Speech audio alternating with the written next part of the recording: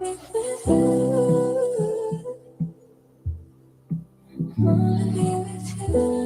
up, y'all? You know who it is. Your boy JD Kiss, you know what I mean? Right now with Chris Strong. Shout out to Camden, New Jersey, all my niggas out there. Let's get right into it. Yeah. BTBTV. Chris Strong, man. Yo, born, let's get him, man. Yeah, never off plan. Used to get busy with them guns in my hand. 4 or 5 or a black 9 with a grand in my pocket and beef cool as a fan.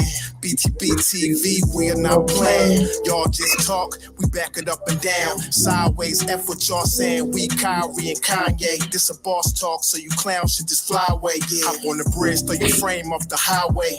This not a game, this is business, this my way.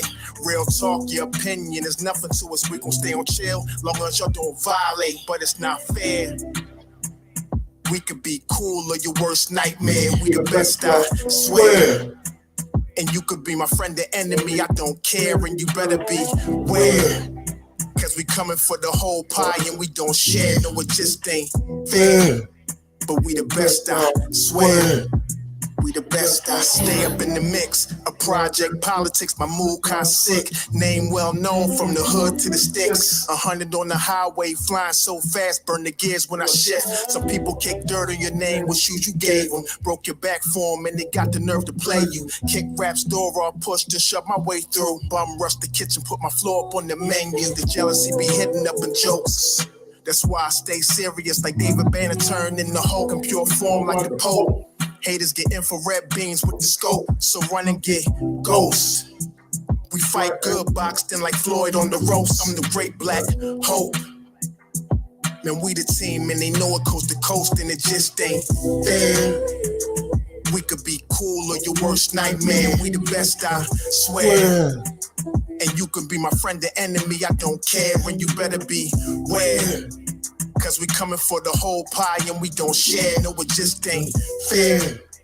We the best, if you with us, put your lighters in the air. No, it just ain't fair. BTBTV. Just ain't fair, man. Yeah.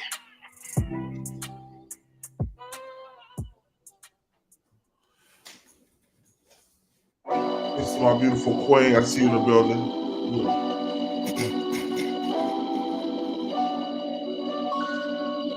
Yo, born. Show them how we do this, man. BTBTV.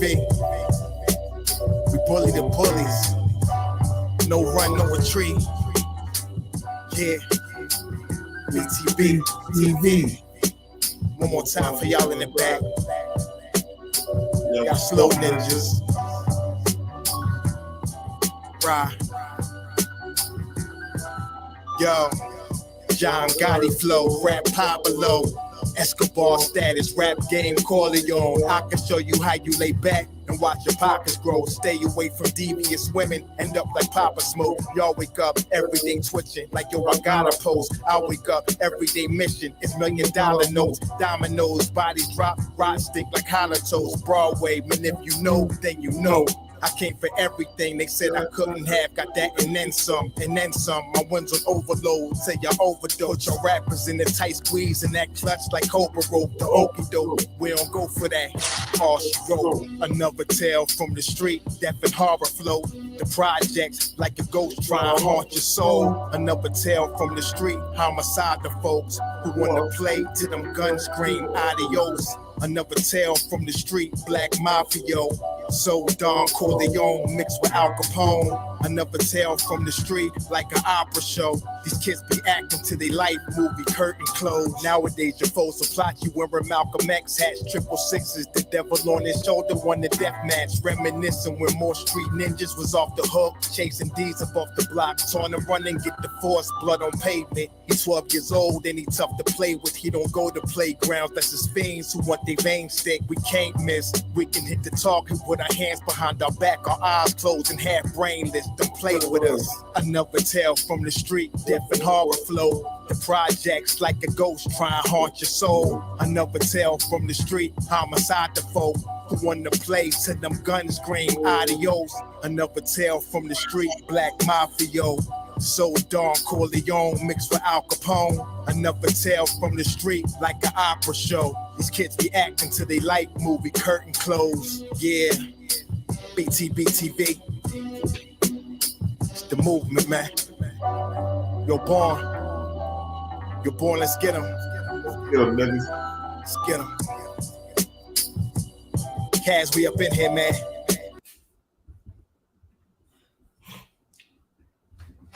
First of all, let me say peace to my beautiful queen, Mrs. BTBTV, +215.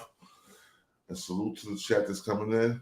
Yo, this is King, New Jersey. This is BTBTV. We bully the bullies. I'm your honorable host, Born Divine Almighty Allah. And we're going to do it like this. We ain't no Bloods or no Crips. We're doing our own thing. BTBTV started his own gang. Like, nigga, what? Peace to the 5% nation of God's enough. Salam alaikum. Alhamdulillah. Rahmatullah. All the true Muslim brothers and sisters out there. And we about to get started, man. Well, fuck my flexes at it again, man. Fuck my flexes at it again. This time he goes at Gunna. As he should. But we got to also remember what fuck my flex did throughout the last 5 years. All the people he went at, all the people he disrespected. But you know what I'm saying? First off, let's see what we had to say about Gunna. Yo, for everybody in the chat, salute, man. Hit that like button, subscribe, share. It's an early morning show. We're doing it like this today. Peace to my queen. She's in the building as always. Salute to her. But we're going to go, y'all. We're going to fuck my flex and say about Gunna. And to Cashapp 6ix9ine, all that good shit.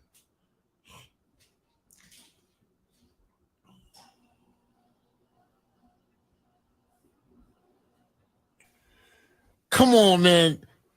Gunna came out, then he started going in people's comments. Like, didn't he see free Gunna, free thug or something? He was like free thug. What's that called? Finesse. That's finesse. What it do, That's bro? finesse. What can do? We can't free Young Thug, Gunna, because you said YSL as a gang must stop. So Thug's not coming home today. He's not. Because you said you was in the car, it's not your stuff. Yes, man.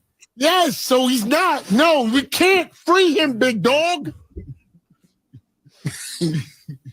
You were the first and the team collapsed. It's your boy Big Homie, and let's hop right into Funkmaster Flex absolutely clowning Gunna. So, what are we talking about? Most to him are seriously. That was then, and then Try and speak for people. I got to be honest. It's theater of the mind. It's theatrics. Some people are really living life. Some people don't. You know what has changed from when I was earlier in the game is street life and the music was maybe a little more separate. The people doing the crimes were never the people holding the microphone. Somewhere along the line that has merged. I gotta be honest. I don't care. I don't feel sorry. I gotta be honest. I don't. I don't really. All the don't testify, but you know,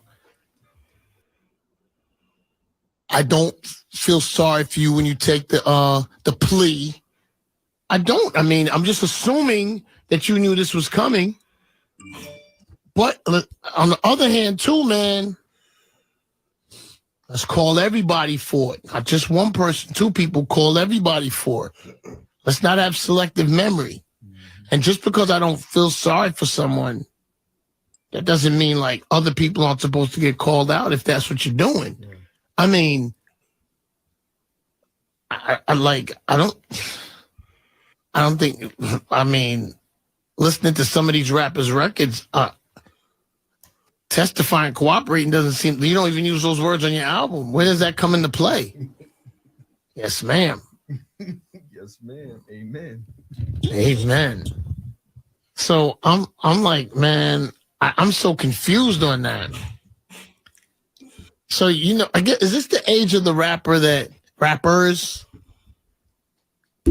It's not that they try. Is it that they try too hard to answer me? I'm answering you, asking you, Chad. Are they trying so hard to be real that they then have a situation? Yeah, pretty much. I mean, your microphone. I think they're scared that if they put out the bars on their song, and if their fan base feels like that they're not truthful about those bars, okay, then they don't want to listen to those bars. Got you.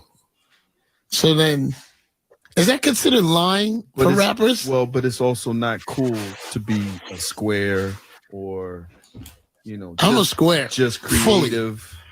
You know, and I'm not cool, and I'm okay with that. It's cool if you're a rapper to be in the street and be about what you're saying. So cool off in the jail cell. What's the problem? You got what you wanted. You're right? Yeah. Well, somewhere it switched from, like you mentioned earlier, the telling of the story, right? The message, like, you know, but now it must be you're the one telling the story, has to be doing the things that you're talking about. Now, in watching the footage, a lot of it I watched on Academic's page, like when he posts footage about in the court. Yeah, sometimes I go to Academic's page, right? And I know I know he's friends with certain, like a lot of people, like, you know, his era of artists. And sometimes I'll see him post, I was like, well, that's not his man. Like, I guess, am I a sucker like that too? I hope not. Yes, I am. Amen. He's stupid. It's crazy. I need the Amen podcast. So, okay. So I just want to get a correct understanding. So I was watching Young Thug's, like some of the people that were cooperating or conversating. I don't like, is that what is that called exactly? It's called cooperating. some say singing. Yeah, but that's here's what I hate about certain people that we talk to, Tat. This part disturbs me. I hate when a 22 to 25-year-old stops me in the street. You messing with that snitch? Matter of fact, something happened this week.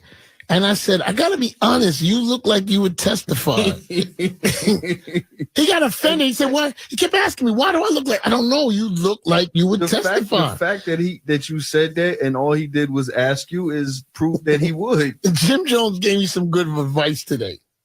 He said, if somebody just comes up randomly talking to you about who's this and who's that,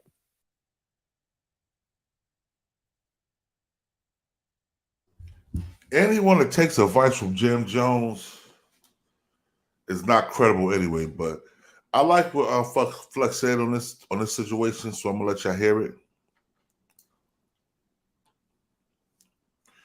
I like what Flex said about the situation, so I'm gonna let y'all hear it though. Hold on one second.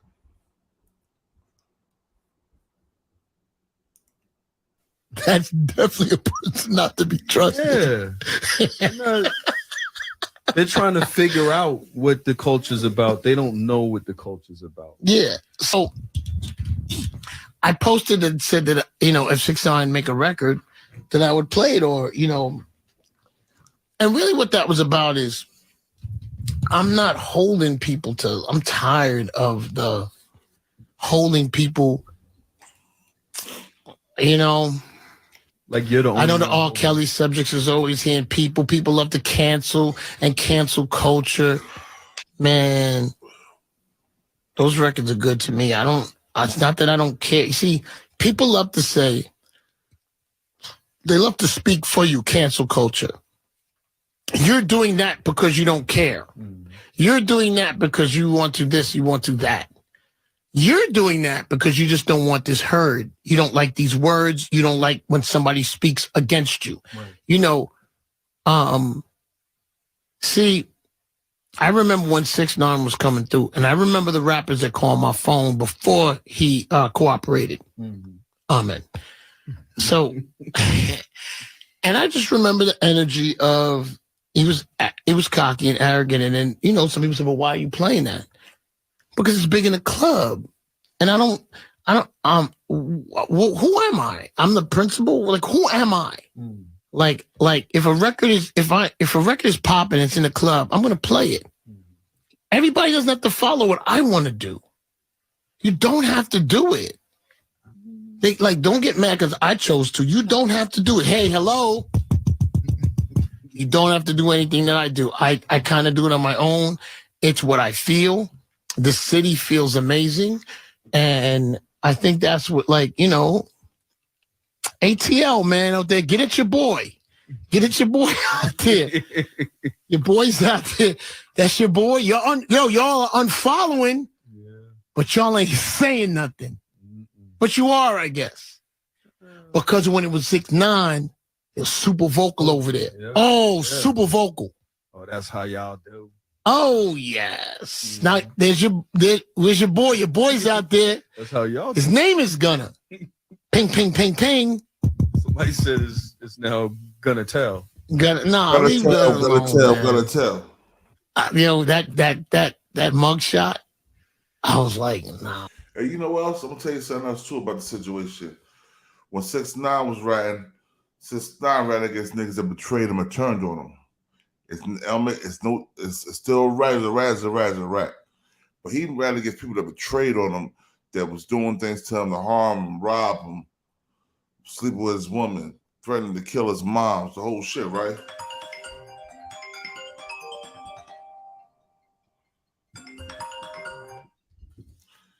I'm live right now.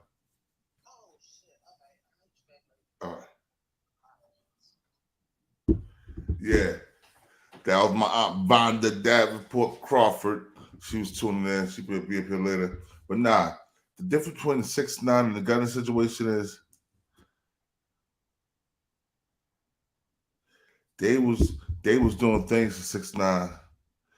If 6ix9ine was a street nigga, he would put a bag on his head, but he's not really a street nigga. I would have told them niggas, if I found niggas did the shit they did, all that money I got, I would have put a bag on their head. That's just real. But Gunna, he went against people that was like his brothers, people he called his brothers, people he did that lean with, them pills with, smashed chicks with, shot up venues with. And now, he's the good guy. He didn't have nothing to do with none of it. Oh, YSL is a gang? Nah, dog. We can't go there. It's a difference. It's a difference between 6ix9ine and Gunna. Cross, a.k.a. The Plug. Salute my brother. Salute, King. Good morning. Yeah. Oh, yeah. Musa, right. 6ix9ine heard wiretaps of people conspiring to kill him over his money that he made because he wasn't getting what they thought they deserved. Gunna, Mr. Gunna Tell, he did it to save his own ass. Mr. Gunna Tell him. Mr. Gunna gonna tell you. But 6ix9ine, what 6ix9ine did, I believe that he hit on wiretaps of them niggas threatening to kill him and rob him and do shit to his mother and talk about how they were smashing his baby moms and shit like that. Right. I believe 6ix9ine would have sat down. Y'all can call me wrong if y'all want to.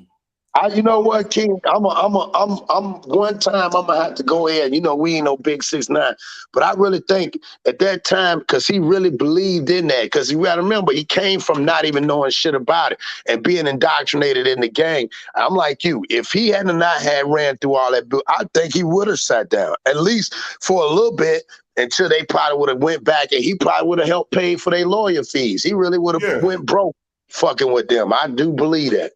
Me too, bro. So that's why I said, when everybody try to compare 6ix9ine and Gunna, you can't compare him. Because 6ix9ine was calling them shots. He was calling them shots. Real talk. However, the niggas that he thought was loyal to him, them niggas was using they was conspiring against to hurt him, conspiring against him to hurt him. Gunna, them niggas loved him. They would never thought he would do no shit like that because they never had no. And you got to think about it too, King. When it comes down to it, if even to the point where Jimmy was trying to tap into 6ix9ine pockets, when he had your boy Murder try to do that. I mean, you got to think about it. Jimmy was trying to get involved in it, even though he said, nah, go ahead and get rid of him, blah, blah, da-da-da on that phone thing. He really was mad because at that time, think about it, 6ix9ine had surpassed all the niggas in New York at that time. Facts. Yeah. That's what I think. I think a lot of it wasn't really the fact. I think the other rapping niggas influenced them niggas around. Yo, if I was you, I'd get that nigga money because it's just a hate game. Yeah. And you know, I'm gonna tell you something too about Jimmy. Now, Flex, you said one thing that I can't rock with you with. You said Jimmy told you that any nigga that asks you questions about this, you should watch him. You should be taking no advice from Jimmy to rap. No. Jimmy, but that don't even make sense, though. Think about it, boy. If anybody asks you a question about that, tell Flex that you need to be careful, mindful of them. Why? It happened. It's on. Like your audio is on the airwaves. You can go back and Google your audio. You the one said it. These niggas told on all they self. I still can't understand why. Well, I can't understand. I ain't gonna say I don't understand, but I do understand this whole Jimmy thing. Because after he started that shit up, he just went away. Nobody else brought the shit back up. Jimmy said, super violate him. It gang terms. What does super violate mean, brother? Nigga, that's beyond the DP. Disciplinary action. That's beyond that. That nigga, that's to get him out the way. You taking up too much opportunity and space. That means get rid of this nigga. Mm-hmm. ASAP. ASAP. Yeah, hold up. Lawrence Robinson said, I'm from Philly. We take care of our rap. Yeah, facts. Yo, shout out to Philly. I'm West Side Philly in the building right now. I'm a West Side Philly resident right now. Salute West Side. Salute to the West Side Philly, West Philly. But yo, nah. And back in the day, that's how we dealt with our rats in Jersey. That's how they dealt with rats in New York at one time. And on the East Coast, especially remember back in the days, I remember when I was coming up in VA, the Jamaicans was coming down there from New York. And there was a lot of niggas getting found in the water back in those days. You found them right there in that water. You know what I mean? Facts. Yeah, I grew up. Yeah, we grew up like that. I remember the shower posse when they hit New Jersey. When they left New York, they hit New Jersey. Then they hit Philly. Then they hit Baltimore. Then they hit Washington, D.C. Yep. Then they hit Virginia. Yep. And we why do you think they was moving to different states like that? Because we was getting rid of them niggas. We was putting that work with them niggas. You know what I'm saying? Yeah. And then that's true. That's true. Niggas from the shower posse that started ratting. Now, we ain't gonna say about Mr. Coke, John Coke, we ain't talking about him, but it was a lot of his subordinates that started ratting. But everybody big these dudes up. So you think, I got a question you, Boy. Do you think the era that us as black folks got too involved into the whole Sicilian tradition that we kind of lost us as people? Because back in those days, that's when a lot of it, because people was getting all introduced, especially when Scarface came out. I can understand that. But then when they started adopting a lot of the mob ways, every mobster besides, it's only been John Gotti that hadn't just told on a nigga. Somehow, some way. You know what I'm saying? So I don't know. The mob started that telling shit, bro. And when people see the mob start doing it, that's what they figure, well, shit, they doing it. It's all right for us doing it. These niggas, they made the rules.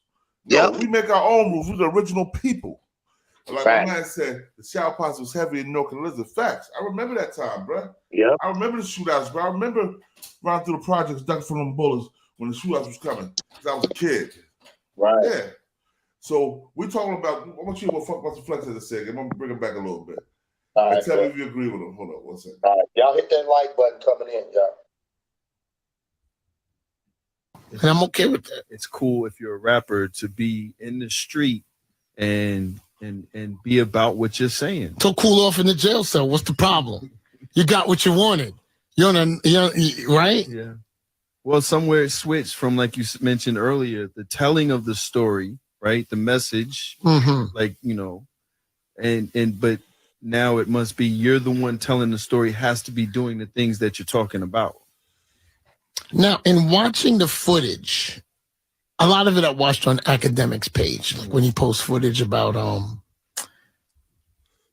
court. Peace to the true liver. Got my brother John Muhammad and build a peace to the God. Peace to the gods and earth, the kings and queens. Peace to my brother King. Peace to my brother Cross. Yo, we here. Yeah, we right now. Salute to the chat. Yeah, we listen to what Fuck Master Flex said. Then we gonna build off of it, all the snitch shit and the 6ix9ine shit, and everything. Let me go to it. Here you go. Yeah, sometimes I go to Academic's page, right? And I know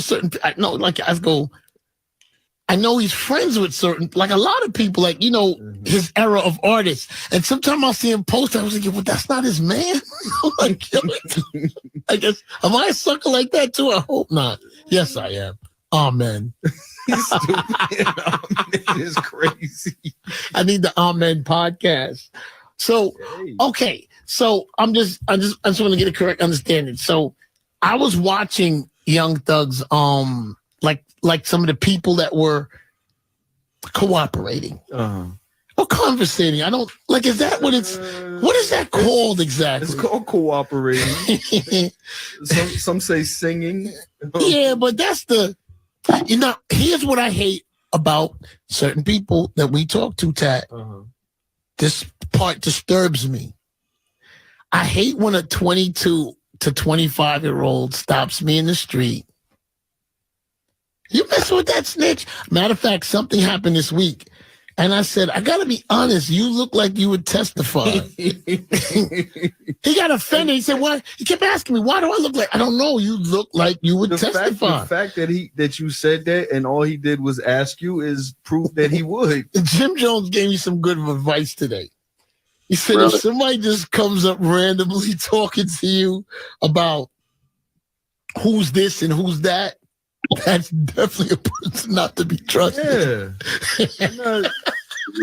They're trying to figure out what the culture's about. They don't know what the culture's about. Yeah. So I posted and said that, if 6ix9ine make a record, that I would play it, or, and really what that was about is I'm not holding people to, I'm tired of the holding people, like you're the only I know the R. Kelly subjects is always hearing people love to cancel and cancel culture. Man, those records are good to me. It's not that I don't care. You see, people love to say, they love to speak for you, cancel culture. You're doing that because you don't care. You're doing that because you want to this, you want to that. You're doing that because you just don't want this heard. You don't like these words. You don't like when somebody speaks against you. Right. Peace to the gods. See, I remember when 6ix9ine was coming through, and I remember the rappers that called my phone before he cooperated. Amen. So, and I just remember the energy of he was cocky and arrogant, and then some people said, "Well, why are you playing that?" Because it's big in the club, and I don't.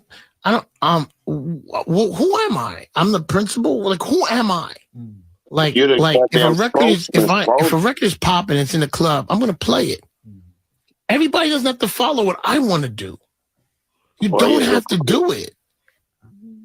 Don't get mad because I chose to. You don't have to do it. Hey, hello. Salute says Max Southwest Philly in the building. You don't have to do anything that I do. I kind of do it on my own. It's what I feel. The city feels amazing. And I think that's what, ATL, man, out there, get at your boy.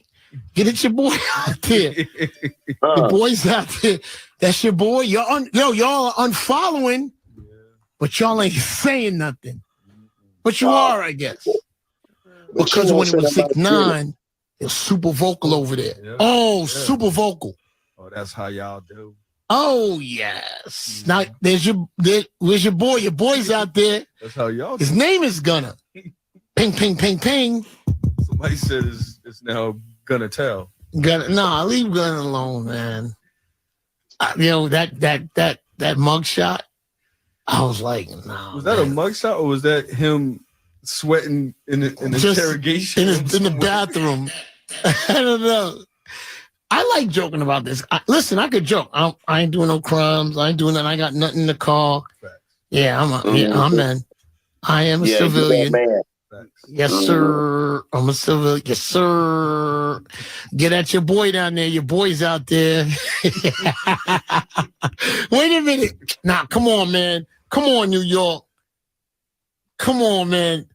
Gunna came out, then he started going in people's comments. Like, didn't he see free Gunna, free thug or something? What's that called? Finesse. That's finesse. That's finesse. To the Queen. We can't free Young Thug, Gunna, because you said YSL as a gang must stop. So Thug's not coming. Yeah, let me ask you a question real quick before I go on. I was going to ask you something too through that. Go ahead. What y'all think about Gunna saying free Young Thug on the post? Collateral damage. my thing is this. My thing is this too, King, to ask you that. He's a man. Look here, man. Flex, boy, I tell you. So obviously, it just sounded obvious he got ties with Jimmy, because he's saying that when he said that, he said, "Who am I? Who am I? I'm not the principal." Bro, you supposed to have been the culture. You're the one that went against people and said they ratted. If you're a civilian, this is what I don't understand. You're a civilian, but you can label somebody as a rat. But then when it comes to 6ix9ine, well, see, that's different. I would play his stuff because I don't care what nobody say. If that was the case, people that made him had to apologize many times for calling people rats and checking them. Yeah, you know what I'm saying? Like, you say you're not the spokesperson, then why are you talking about that? And then he came back. I like the way he double back. I'm a civilian. I'm a civilian. Yes, sir. I'm a civilian. It's like, why would you say that? So then why is you speaking on shit that you ain't got no business speak? That's why I don't understand that shit. Yo, Go ahead. Go ahead, John. Well, I was going to add on the cross. We got to understand that the culture has been compromised. So the activity of knowledge, academia, and understanding that we have of the so-called gangster culture is something totally different now. Like, we have a herd mentality even when it comes to identifying who is and what, the difference between a rat and a snitch. We've lost the definition and the active values of that in our communities. So we running around like savages. So when we get this result, a nigga that run with you every day, everybody see you in the public, you're publicized, you're glamorized, you get luxury, celebrity, and security, but then you can stand in front of the courts, bro, and tell the people on video, it wasn't like this when we were going into prison. When we was going to prison, you didn't have all this video court and shit. People know what you was doing and saying. You would be scared to death to say that. Like when we were going through our trials, if you had a damn video camera in the court and you knew that everybody else knew, see, we function under a different world now, bro. And we function under a different culture. So the code of gangsterism has changed. And the elder gangster didn't get an opportunity or failed in his responsibility to pass on the law of the culture to the next generation. We allowed the internet to educate them or give them their knowledge. And that's why we got this confusion. Yeah, you're right. So the question I got y'all, do y'all think that is the gangster era as we know it, it's done now, right? Can we say that? No, we can't say it. No, we can't say it because true gangsters move us south, so we don't know who the real gangsters is. But that's the point. Yo, but we see Young Thug is standing tall, 10 toes down. So he still got that gangster in him too. So still real gangsters out there, real people that stand by the code that we was taught when we was in the game. Yeah, no, but I apologize. Right. I didn't mean as individually, like streetwise. I'm saying as far as the perception culture, of what the culture of what the hip hop culture. That's what I'm saying. Right. Is that how everybody living, the way everybody living. That's done. Like that ended the gangster life. The real gangster life ended when the thug life entered. See, a gangster is a member of an organized faction of crime or illegal activity. A thug is a small time petty criminal. So the definitions are different. And when we usurped the moniker thug, we left what it was to be a gangster, not a gangsta. And the problem is we became gangstas instead of gangsters. Instead of members, we became the image.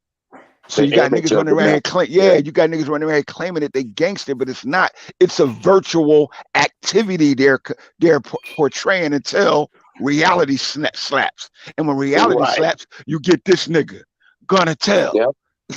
That's the best one yet. That nigga gonna tell. Because that's how I go down.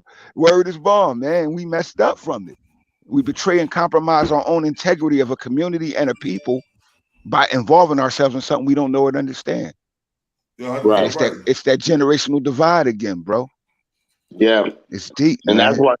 that's what blew my mind, and that's why I asked all that, because if you got this guy Tekashi, then you got Gunna over here, but then you got people like Flex saying, hey man, in a situation like this, like we both said, back in our days, wrong is wrong, period. And then for you have a guy that's in Flex era, but then again, he said he's a civilian, he's not no gangster or gangster. Then he says, hey, ain't nothing wrong with that. Hold on. I'm going to show you how much civilian Flex is real quick. Right. I want you to listen to something else.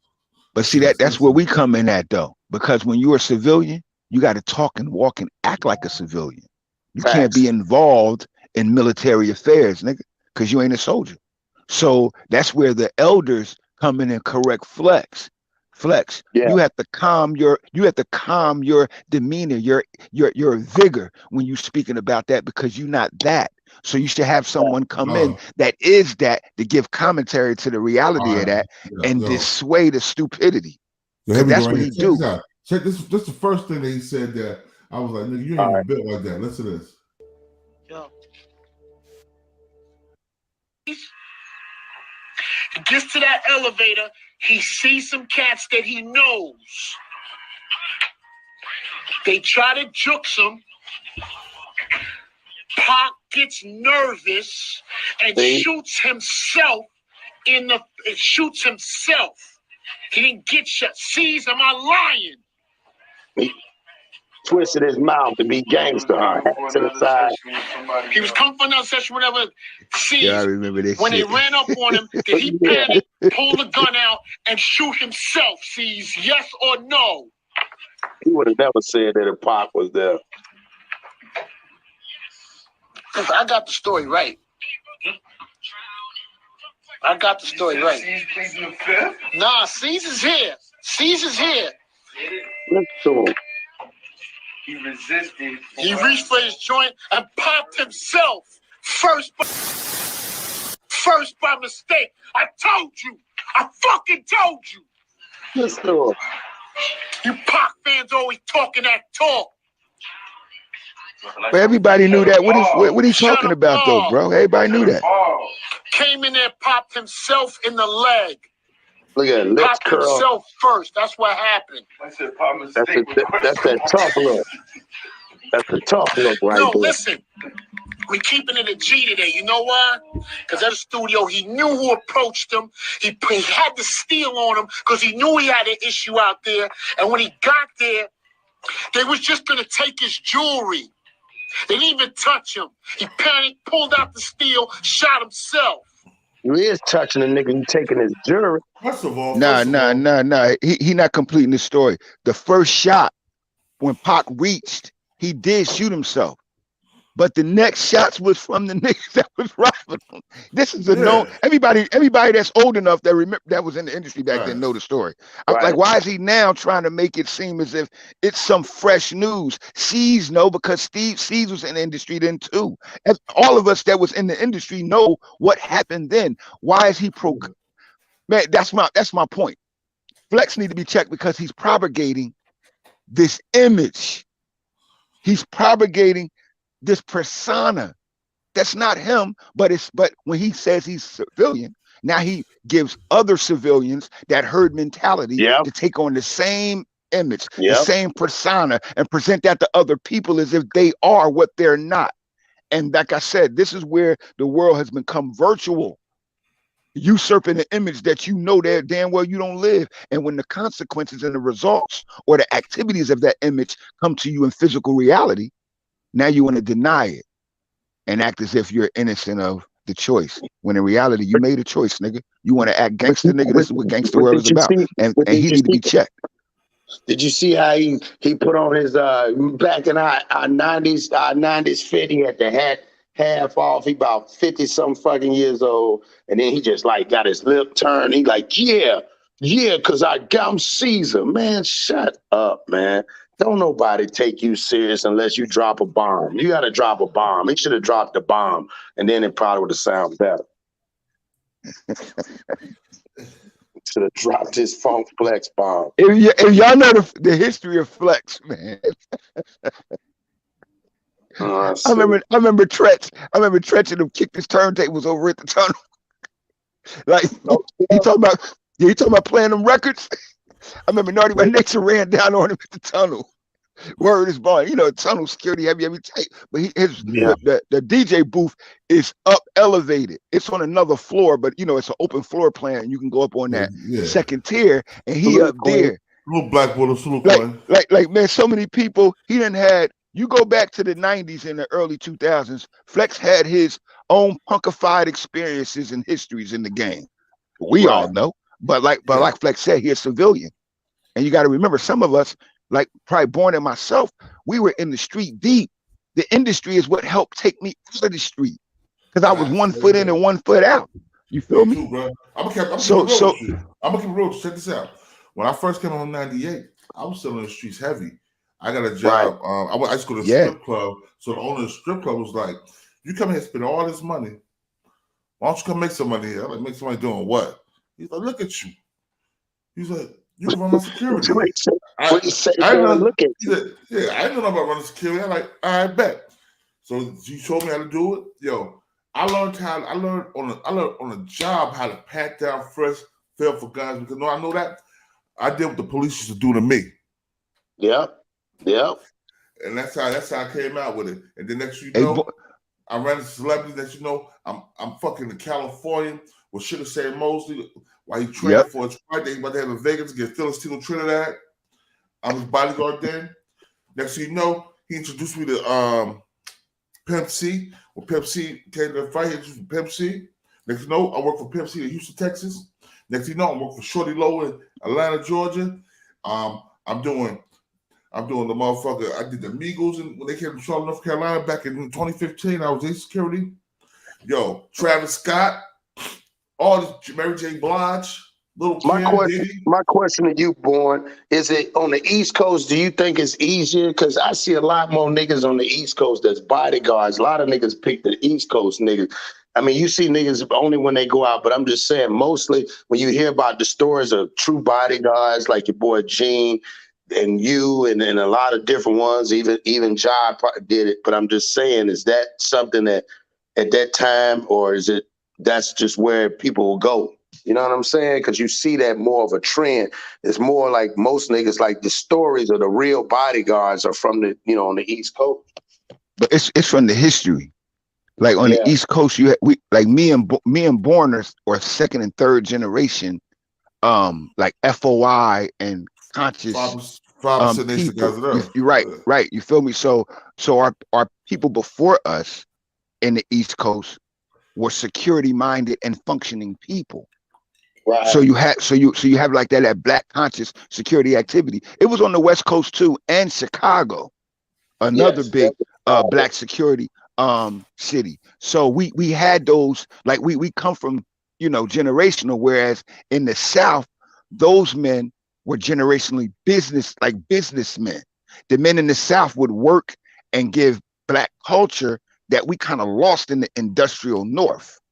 You feel me? So we were in positions of security, not just in the workplace, but in our communities under a different culture. You feel me? So those men, we all had martial arts when we were young. You had to learn boxing or karate of some sort when you were young. You learn that from those men of that past generation. Just like the activity of gunplay on the West Coast and down South was more heavy because the access So the gun is easier.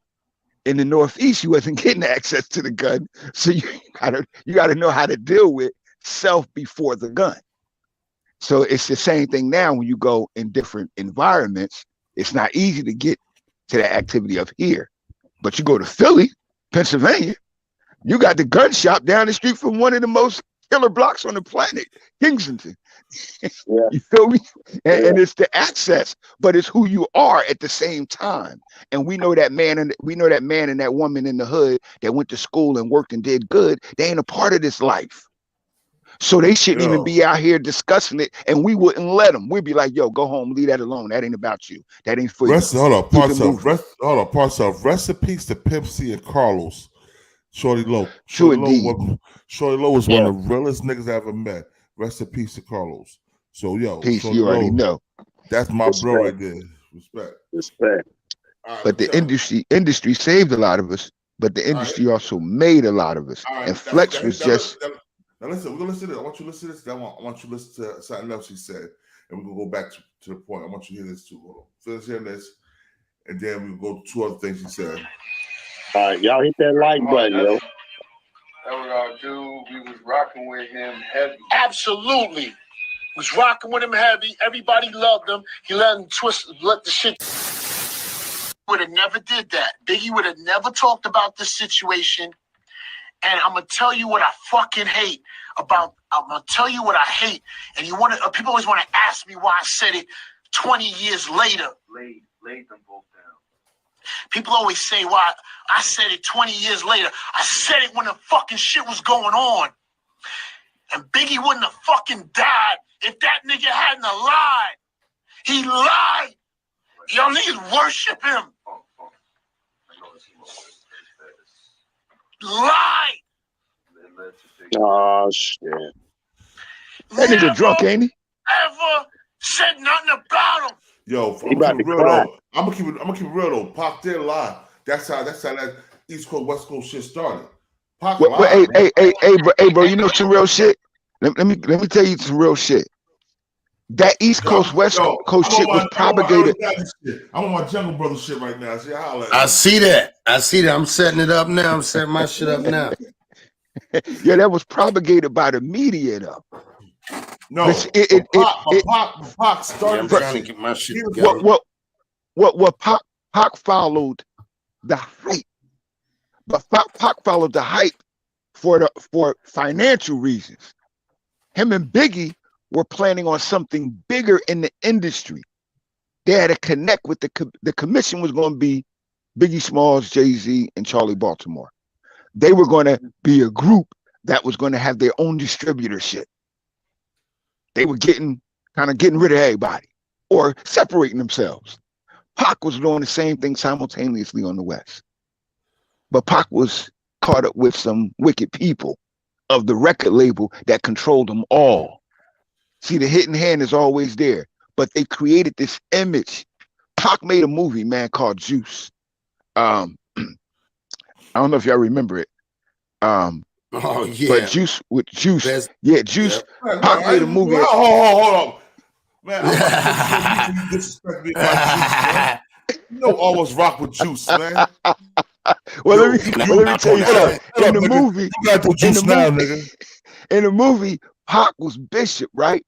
And if y'all remember, if you're old enough to remember, and I know you are, Pac wasn't that image before he played Bishop. No, once he played Bishop, Pac was straight, wide open gangster. Now the West Coast exposed him to that. Because when he went out there, he wasn't in that culture. He didn't know that culture. He came from Brenda's Got a Baby culture, Son of a Black Panther culture in the Northeast. When he went out and he seen the gangster culture in the West, his eyes opened up to something that he didn't have exposure to, because the lifestyle of gangsterism was different over here. You had rules and you had regulations. Over there, it was a lifestyle. They were second and third generation Bloods and Crips over there. So Pac was like, hey, I'm this too. See, Flex?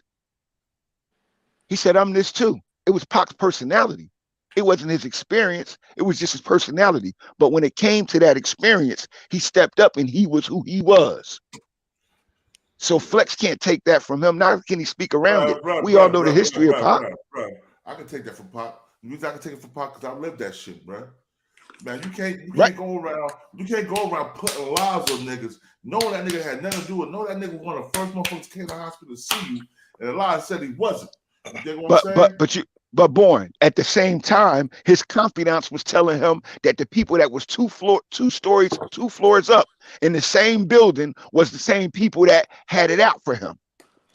See, the same niggas that was surrounding him. Jimmy Henchman. Suge and them started that beef, bro. I'll never forget it, bro. We was at the Source Awards. Yo, listen, but Pac's supposed to be highly intelligent. He ain't supposed to let no other man move him. That wasn't Pac, though. Pac was highly intelligent, but Pac was under the influence. That's my point. Pac wasn't Crip, Pac wasn't blood by culture. When Pac got out there and seen it and started living around it, he became it. Now he died according to the result of it as well. So a lot of these niggas ain't pay that price. And a lot of these niggas wasn't the target of the hidden hand that was behind the reason Pac and Biggie died. They was changing the game, man. And that was some other faces instead of our faces that we didn't look at. So what Flex is saying is bullshit. It's like it's emotional hate. Like I said, this nigga drunk. Because Pac said what he said. Pac said what he said. And I was an employee of Bad Boy at the time. And Puff made Biggie not release this shit. Biggie had records coming at Pac and them. And Puff prevented them from releasing it. So it could have been even more crazier. But now what they do for money, you couldn't get away with back then. That's why we don't have Pac and Biggie amongst us now. Because they already that line, cut that progress, cut that advancement. And here we is 25 years later discussing it, but we still starting all over. Yo, Kennedy said it was too late when Pac realized he was in too deep. Yeah. It's not too late. Yeah, it ain't too late. It was just the fact that he had accepted that gangster life, and that became him. I watched the transformation, bro. I watched the first concert I seen him did with this nigga. He was doing Brenda Had a Baby. His whole shit was conscious music. Yeah, Brenda. But when he came back after a year later with Digital Underground, I Get Around was party music. But that's my point. When you hear Pac's original shit, I remember when he first came out, everybody was like, "Yo, who that? Ed OG and the Bulldogs?" Because of the production of the music. Word is bomb, man. And when that happened, and then hey, hold on, you gotta say R.I.P. to MC Breed and Pac too, though. You know what I'm saying? Yeah. I gotta get mine. You gotta get yours. I gotta get mine. I'm watching 6ix9ine is a virtual enactment of the process of Pac. Yeah. He just didn't pay with his life. He paid with his reputation. Word up. I'm gonna tell you something. A lot of niggas be mad at me. Yo, I'm gonna keep it real. What Gunna did and what 6ix9ine did is two different things. Gunna told those niggas that treat him like a brother. 6ix9ine told those niggas that he heard a wiretap threatening, planning to kill him. True. Man, yeah, 6ix9ine. I don't see that. That's not the same as Gunna at no point. I don't know why they be comparing that. Like, bro, you my enemy. I'm gonna do anything I can do to eliminate, stop, or prevent you from fucking me over, bro, or fucking me up. Like, think, like, why would I let you threaten my mother, kidnap me, beat the shit out of me, have sex with my wife, take $50,000 from me? Hold on, no, listen how much they took. He had set up a show. He had set up a show for $3 million. They gave him 300,000 instead of $3 million. Yeah. Hey, let me tell you something. He gave him a $50,000 ransom. In that case, that was one of the things he also gave him. They're like, "Oh, did you my enemy if you do all that shit to me, bro?" In what world do we live in that we gotta say, "Hey, them still your niggas, stay loyal"? If that ain't loyalty, that ain't trust, that ain't love. Loyalty is founded on love. That's why the one thing you have in any crime family, nigga, is love for each other, because that love promotes the loyalty. That's what the loyalty stand at. That ain't no motherfucking love. You do all of those things to me and then tell me I'm supposed to sit here and go to jail for you? Remember, that was part of it too. Yeah. I'm supposed to go to jail for you? Man, y'all, how y'all gonna go to jail for my enemies? That don't make no damn sense. That don't make no sense. And that don't make no sense in no crime world, bro. Nah, we gotta stop being so emotionally ignorant. Like I said, I'm keeping it real with you. I believe if 6ix9ine didn't hit on wiretaps, he would have sat down and did that time. He probably would have copped that for 10 years. He would have pulled a Pac. He would have pulled a Pac. If they would have treated him all the way to the end, the way he believed he should have been treated, he would have went all the way to the end with him. Like I said, Pac gave up his life. He gave up his name, and a good name is better than gold. That's why Flex got a story right now by playing his record, because Flex can get more listeners, but at the same time, he's doing it by controversy. And in this world, controversy sells. Yeah, that's a fact. And the funny thing about it is, when that shit was going on, I remember when Pac and Biggie was at the tunnel in '94. Was it '93 or '94 at the tunnel? I went to the tunnel right there. Me and my boys. That was '93. '93. That's right before I went to prison. That was a year that they got that was a year that Biggie went from he went from sitting on the shelf for Jive Uptown, MCA, to signing with Bad Boy at the time, and that was the transition period when they did that live show. And I'm gonna tell you something. That live show, the show at the tunnel, everybody was there. I'm talking about Jersey was deep in there, New York was deep in there. That shit was packed. Bro, let me tell you something, bro. Lit, huh? Let me tell you something, bro. That weekend, see, people don't know that same damn weekend was the introduction of Wu-Tang to the industry. Remember that shit. Wow. The tunnel had a weekend because the tunnel used to have was Sunday nights. Was the tunnel hit? Yeah, Sunday nights. The rest of the week, the tunnel was a gay club.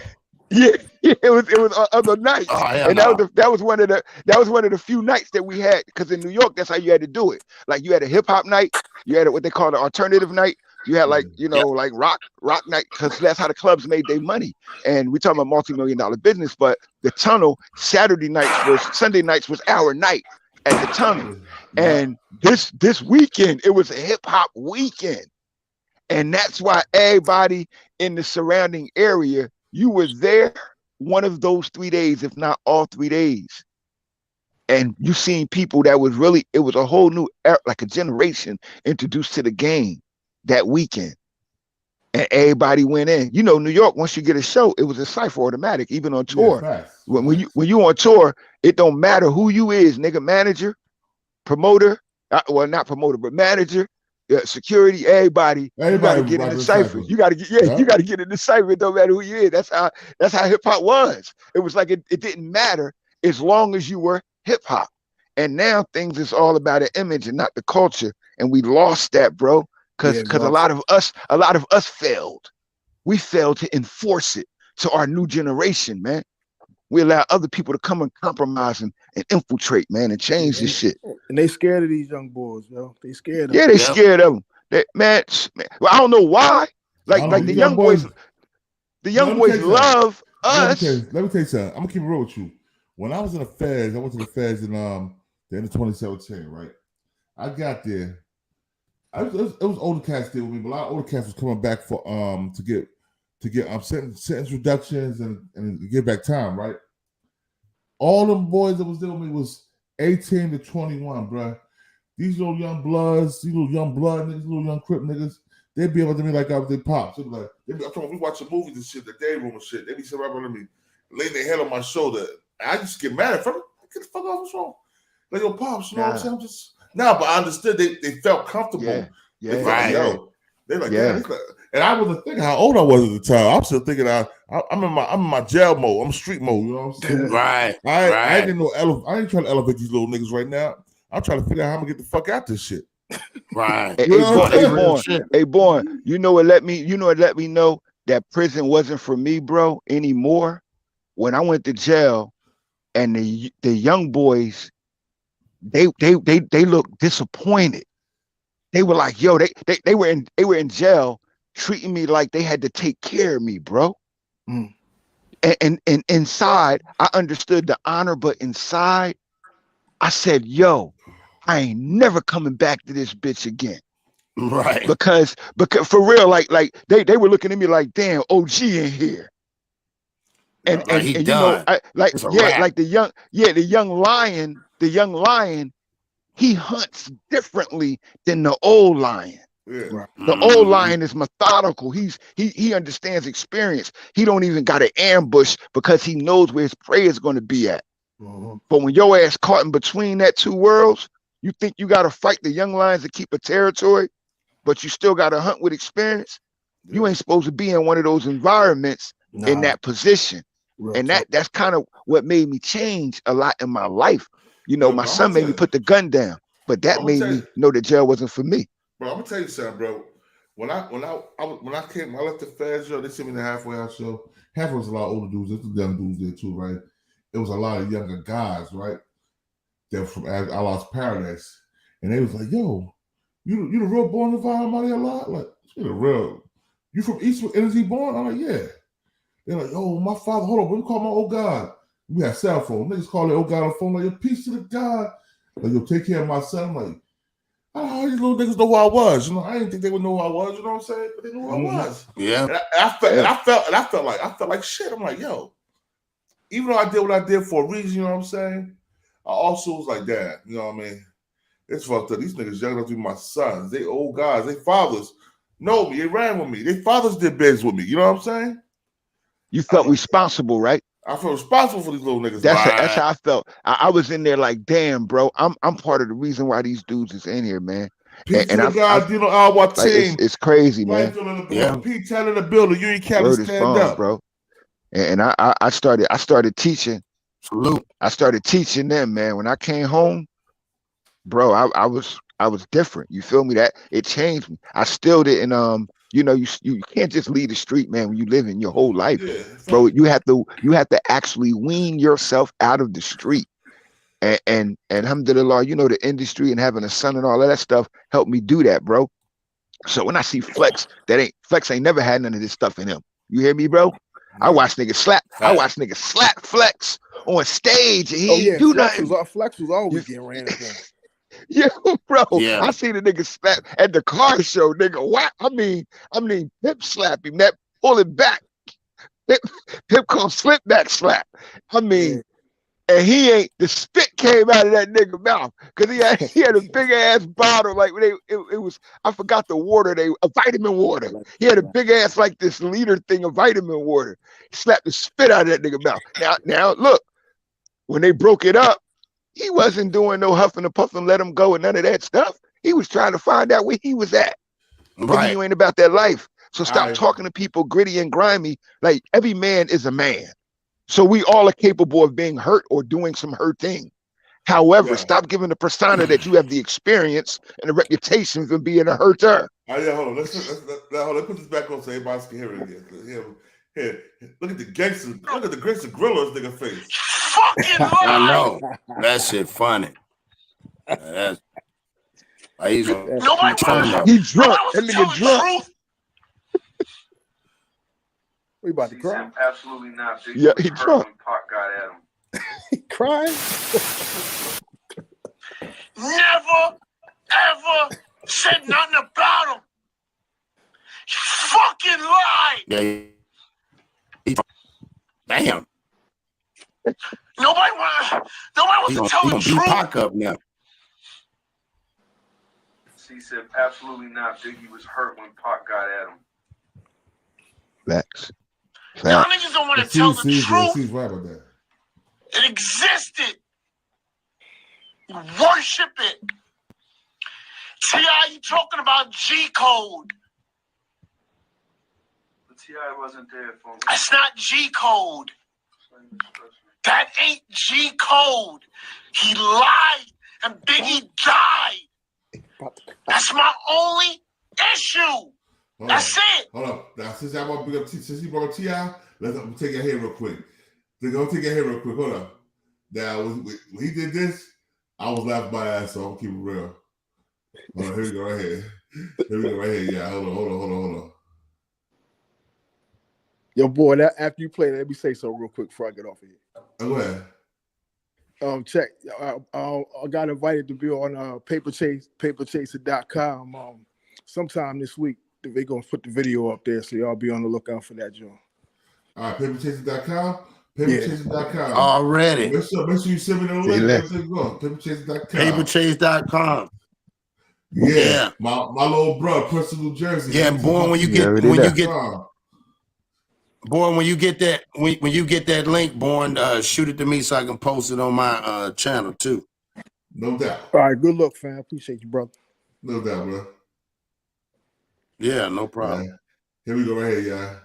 Our sisters, our brothers, and our fathers help get the perpetrators who commit crimes against them off the streets. All you got to do is call Crime Stoppers Atlanta. Tips can be anonymous, and there's even a reward. The number to Crime Stoppers Atlanta is 404-577-8477. That's 404-577-TIPS. Channel 2, community coverage, you can count. Funk Master Flex Night. Yeah, that's the nigga community service PSA. Remember that shit? You know what it is. Wow. Funk Flex. Oh, God. Oh, Baby, you want me? This is so hard. Come to mommy. Baby, you want me? Shut up, T.I. Clown. We're going to talk that talk. You can have off that Busta Rhymes project. We're not taking side talk anymore. We speaking up. If you want smoke, ask for the smoke. If you don't want to have catalog, 4 joints. I play the clubs worldwide, and I know how many of your joints I throw on in the club. Your joints don't make people buy champagne or get high. You ain't that type of rapper. Let me tell you the type of rapper you are. You get features. Keep it to the Rihanna and all the other stuff. That's a great look for you. Me personally, I don't take you serious. You testify and you make Crime Stopper videos. I'm not saying there's nothing wrong with that, but we ain't the same. I've been dying to have this type of talk. Now, let me tell you how this is going to happen. That Jeezy situation, you're going to see what the real street is like. You're going to ignite that street, and those streets are going to be in them comments, and they're going to tell you exactly what you are. You're a clown. When that battle, Swiss Beats and Timberland, let me tell you something. You let that boy keep running his mouth. I see what you did. Let me tell you, let me give you a prequel to that battle. You're going to see the streets in that comment, boy, telling you exactly what you are. You're going to get such an awakening that day, and I'm going to be in that comments. You such a clown. The last time you got caught testifying, then you want to put up videos with you pushing and shoving with game. Classic clown. You are a clown, a Oompa Jasa, a clown.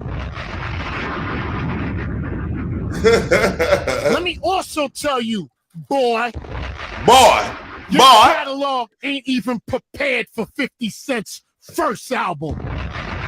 Yeah, boy, it's a fact. Stick to reality TV. You look great on there. All right? Yeah, that shit this is going to be a great battle. Okay? Big Snow versus the Crime Dog. It's fun and games to y'all. I'm making it something. Yeah, he know why. See, that's their talk. Worthy against 50 Cent's first album. None of your catalog compares to Busta Rhymes' catalog. Nice try with the dinosaur talk and everything else. That all sounds good when you don't want to step in the ring. You know what them records sound like. You've been in that club when them Busta Rhymes records come on in that club. Don't act like you don't. Stop it. And you ain't king of the South. Who lied to you? Your catalog ain't what Wayne's catalog is. Your catalog ain't Ludacris's catalog. Your catalog ain't even Ross's catalog. And listen, bro, your catalog ain't 2 Chainz catalog. You is not king of the South. Listen, Gucci, Jeezy, there's a lot of stuff in front of you. Remember, Swiss Beats made you who you are when he did that song with you, and you had those Jay-Z vocals. The East Coast made you. You got to co-sign and start your career, because that 24s was trash. You watch your mouth when you talk about what's going on over here. When you ain't got no bars, you are a swag rapper. And when you step in that ring with Jeezy, the streets is gonna tell you exactly who you are in those comments. Because I'm gonna tell you. And listen, don't stop talking that tough talk, shorty. You are short, ridiculous, and a cornball that makes up stories in your head. You ain't been the same since you got arrested. Shut up. And I know you like to be froggy and a little sneaky. I'm always in the street. It's okay. I'm in the clubs, and we always stick. So, you know, we always good over here. I can't wait for that battle. New York City, this versus battle is the most important battle to me ever. Because I'm going to see a commercial corn dog get handed to himself by the streets. And I can't wait. It cannot come any quicker. Hold on one second. First of all, let me say something real quick, man. Jeezy is not the mother effing streets. The nigga is a studio gangster. Jeezy is a studio gangster. He couldn't size Shorty Low's shoes when it came to flinging them bricks. Come on, man. That's all I gotta say about that. Let's go back to I should just tell you, Jeezy's a studio gangster. The same nigga that said, I don't know no BMF. All the pictures with him. Yo, Flex crazy, man. Flex crazy as hell. Now the music. I'm loving this shit right here, though. I'm loving it. Bob this fat ass nigga T.I. When I saw it fly, I almost crashed the car. And T.I., let me tell you something about yourself. You played yourself with that 50 Cent battle because 50 was never going to step in the ring with you. He's getting too much bread. He don't do stuff like that, and you knew that. The Busta Rhymes scared you. You didn't really want that smoke. You understand? Fuck up. Rose, we saw you talking too. Rose, that 2 Chainz, I mean, you know, you ran him off the road. So then when Jeezy stepped out on that ring, you wasn't prepared for that, T.I. But you had to take it because you were out of time. You've been talking and ducking. Now you're going to be in the streets. You're going to be in that versus battle with a gorilla. I got you now. With a gorilla catalog. That's a gorilla catalog. You ain't got them street eats like Jeezy. And they're going to tell you in them comments that you ain't got it. And let me tell you something.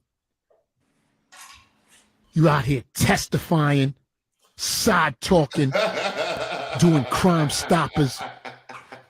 You ain't never going to be king of the South. Yo. You always hold that nigga crazy because you're so short and hold it up to yourself like you're 10 feet tall. You ain't. And your catalog ain't tall. This is Flex talking, telling you what it is. I'm Salute I'm current. I am current in these streets. And I currently know I don't throw your joints on the club no matter what city I'm in. So that means your catalog ain't official. But I'll wait. Because I'm going to wait. And I can't wait. Baby, you want me? I can't wait. The streets are going to speak. Well, then he bumped the music. Yeah, they are. You can have Funk Flex Hot 97, King of the South. If I can have you too. King of Chuck E. Cheese. Yeah. That's good entertainment, but he telling somebody that don't know something different. Man, urinating. Back then you said it wasn't true, but when you got an album out, you're trying to move units. Nigga, you ain't squeezing no guns in the street, nigga. Still snitching, still talking, still testifying. No, this nigga ain't squeezing no triggers and he ain't flipping no packs. So he ain't in the streets. Ain't. I'm talking about Flex. Flex ain't taking nothing from nobody. Flex ain't selling nothing to nobody, and Flex ain't squeezing on nobody. So he ain't in the street. Flex playing the street music though. He playing the street music. Yeah, but he ain't in the street. That's my point now, Vaughn. About these niggas playing this image, bro. That's that image shit. Picture with the crime dog too, McGruff. You right though. Yeah, you ain't doing nothing out here with us, nigga. You ain't he ain't been through nothing that we done been through. We're here. I hate that shit. Salute. When you testify on tape, up in the NYC, doing his own thing. You made a crime stoppers. That means East Scott say he run NYC right now. East Scott say he running NYC right now. Arrested. That's what's up. That means you want people to call this number because you gave out the number, Jack. You gave out the Crime Stoppers number. He know he had to do that for community service for getting caught with them silencers. Giving out the number. He burnt out. Hey, like man, nigga, where your gun charges at? I want that commercial. I'm gonna post it. I want that commercial. Where Flex paperwork at? How can what are we doing here? I want to know what's going on with the game. All right? I'm all right with I'm all right with the reality TV. Live it up, bro. When it comes to this rapping game, I know he hyping the verses, but testifying. Come on, bro. Now, if that's not enough, somebody could have pulled your coattail and said, yo, bro, ease up on it. I can understand the testifying. You don't think that's going to come up. I get that. You knew standing next to McGruff, the crime dog, that they were going to see you. You knew that you were shooting a commercial. Hold this on. was a commercial to call a number to be the neighborhood watch. That's what you're doing. I refuse to listen to anybody. My little bro Scott, in the rap game testifying and co-signing McGruff. Now, if you're a civilian, McGruff is our friend. No doubt. I mean, I'm just trying to understand what's going on. Explain the game to me. Nigga, don't you know what you in the streets? Tell me what's going on. I just want to know. We testifying, we not testifying. The crime dog, McGruff the crime dog is our friend or he's not our friend? What's happening? Who are you? Who are you? Stop. Who are you? New York City, let me tell you something. That Jeezy versus T.I., I'm going to be in those comments so strong. I hope it goes all right. Yo, if I'm wrong and Jeezy loses, I'll eat my words. Yo, boy, let me tell you about your own career. Let me really tell you. Even if you didn't do the McGruff commercial and testify, your catalog wasn't standing up against Jeezy. You got some big radio hits, happy hits. You got a lot of happy hits. That ain't what that Instagram is, though. We saw when Fabulous took that L. Salute, E.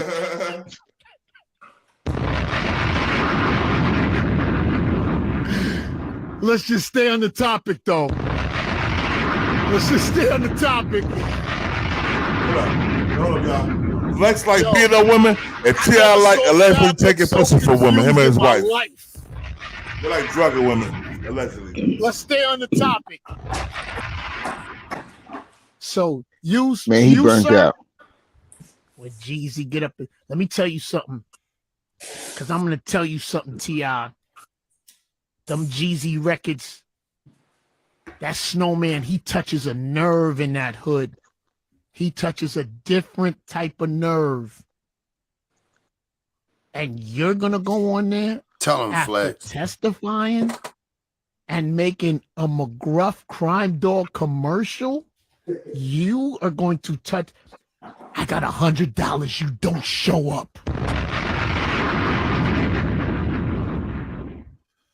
got 100, you don't show up. Yeah, You're not ready for that type. Your ego ain't ready for that type of L. Yeah, you ain't ready for that L with $100. It's not. It's not. Your ego's not ready. I wouldn't take that L. I've been watching that nigga ain't never had community service. You talking about the East Coast ain't got from what we got. See? But he always says he's already worthy. Let Flex get that gun charge. Watch how many PSAs he be doing for them crackers. See? He be in court talking about, hey guys, this is Funkmaster Flex. Nobody told you. Drop the bomb on him. Yo, bro. T.I. is a mother-loving rat. I see the nigga take the stand, bro. Flex gonna take the stand. Flex gonna do the shit. He gonna do it too. He's gonna do it. But Flex ain't a street nigga. Flex never said he was a street nigga. T.I. was a bona fide street nigga, caught drug cases back to back, went to jail, came home. Let's on that say street he shit. Street. Hold on. So he said he in them streets in hip hop. Came home on that street shit, got caught with guns, threw niggas under the bus, got out of that shit, right? He testified in a murder trial in Cleveland, Ohio, and got other niggas life in prison. Then this nigga came back. Hold on. Then this nigga came back. What did he do then? What did he do next? He said, my cousin told me to snitch on him from the grave. Yeah. Said he had I to was talk about that one. Yeah. Damn, you had to talk my with cousin me. said to snitch. You need to from be the a psych grave. around that bitch. You Cleo. And then hold up, then check this out. And That then nigga knew they had to hold strike. up, and then the nigga got caught on then he got caught on what's that shit, punked. And through all of and tried fake police found fake bullets in his bag, right? And he put that shit on his assistant. You ain't see that shit? Yo, hold nah. up. Yeah, I saw that. John, hold up, John. I'm gonna show you right now, John. I'm gonna show you right now. Hold up. Nah, yo, you can't play. No. Your niggas be burnt out, bro. You know, it's entertainment, but the shit is real life. And that's where the confusion coming at, man. Right? For us, that's some funny shit because it's some shit that we would never do. Hold on. No, listen, no, I'm showing you. But people doing this shit in real life. No, this a gangster nigga right here, though. Man, look. Let's see. Hold on, this one right here. That's the crazy part. You don't even know a street. Here we go right here. Come with me, all right? Question, whose bag is the Nike bag? And what would be in this bag to make Peaches go nuts? Just kind of give them the right. This isn't school. You don't have to raise your hand. You made a mistake. This blue bag is my bag. You get my bag. I'm the artist. He's my assistant. You pack both. You're the artist? What's your name, sir? My name is Harris. I don't want this. I want to comply. I want to be very cooperative. I want to do whatever I can. Fantastic. Fantastic. You help me, I help you. You help me, I help you. Sir, at this point, are you giving us permission to check that blue bag?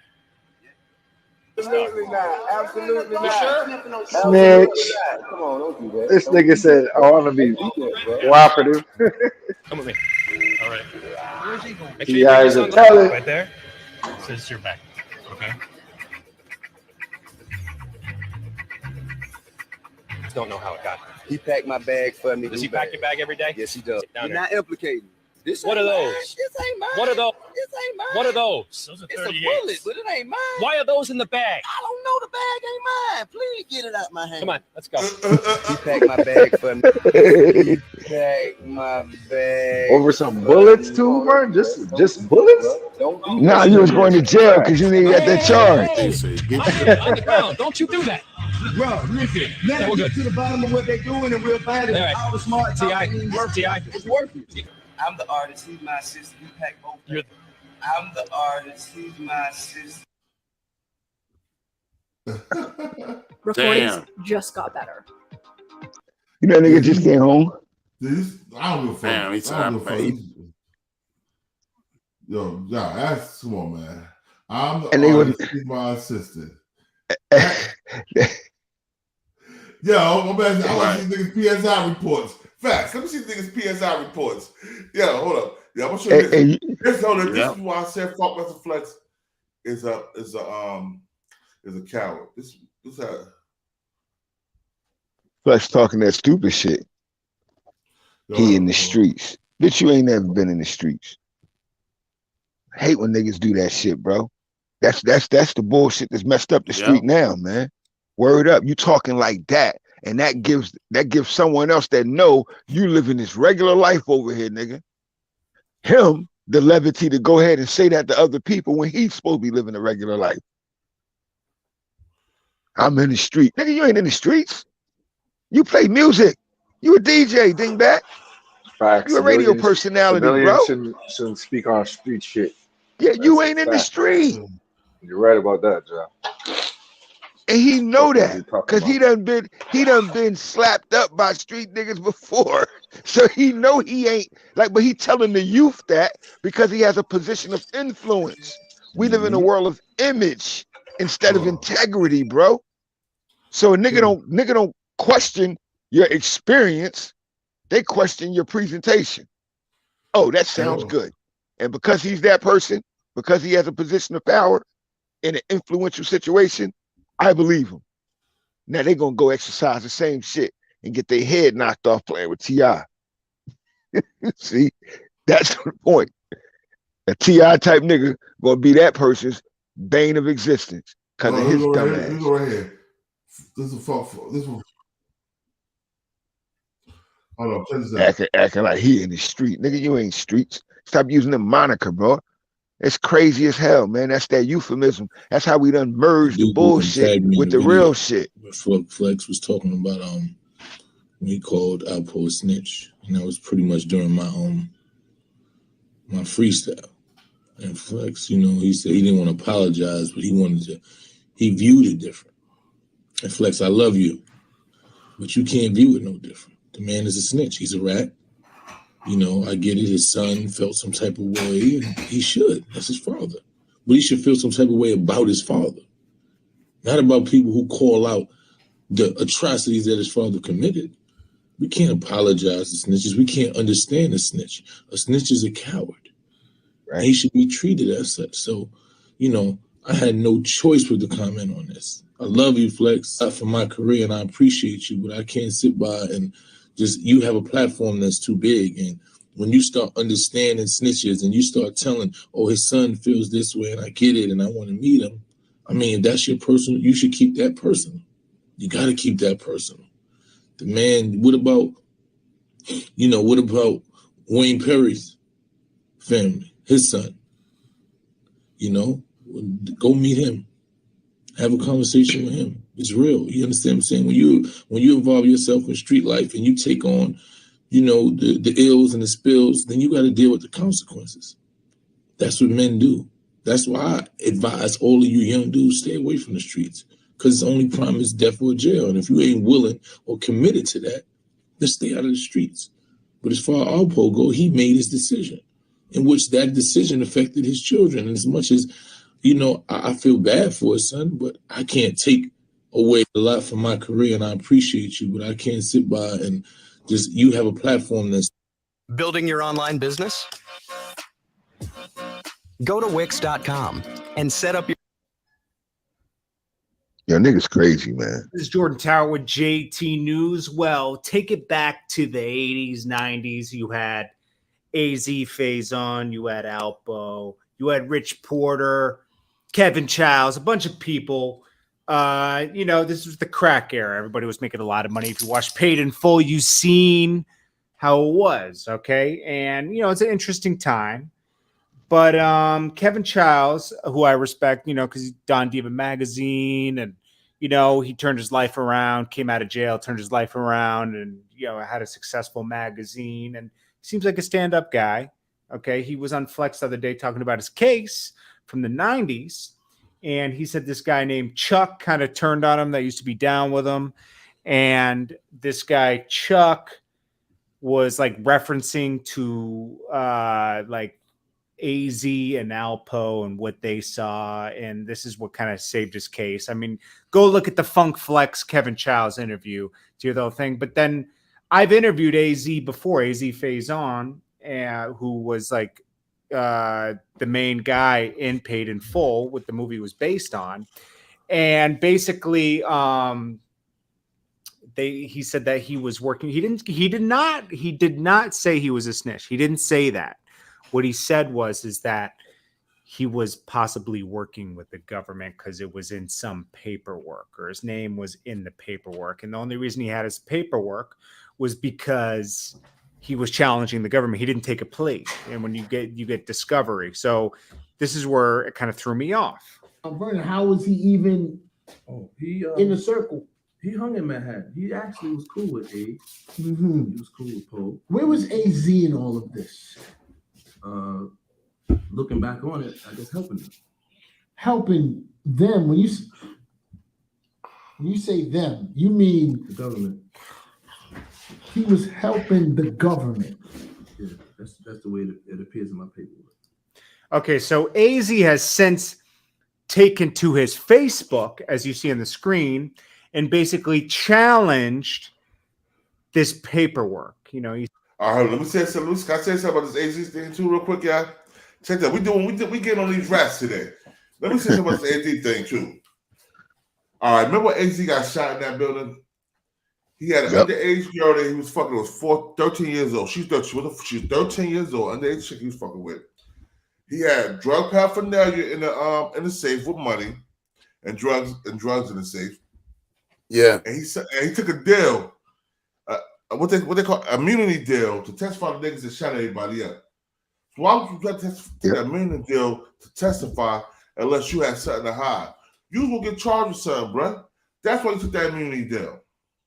And told him, you know, and back then, even if you were the victim of a shooting, you still got the crime for possession, even your gun. Yeah. Real talk. He took an immunity deal.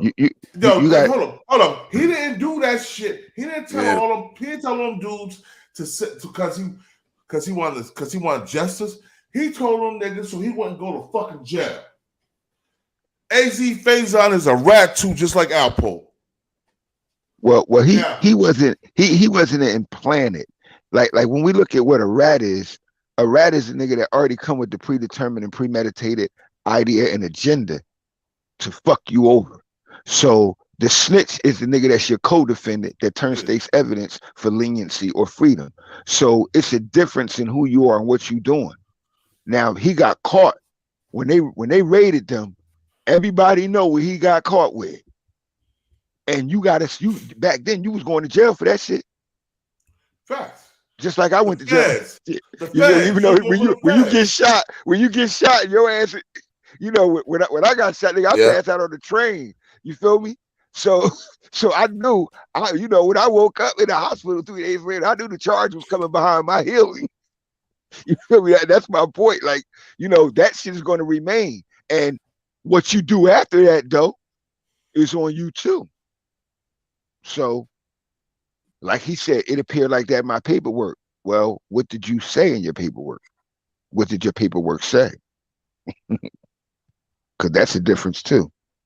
Like cooperating, and I'm going to cooperate. See, I'm going to tell. Yeah, I'm cooperating. It means, officer, I'll do what you ask me to do to resolve the issue, but I'll cooperate, meaning that nigga, I'm ready to tell whatever you need to know.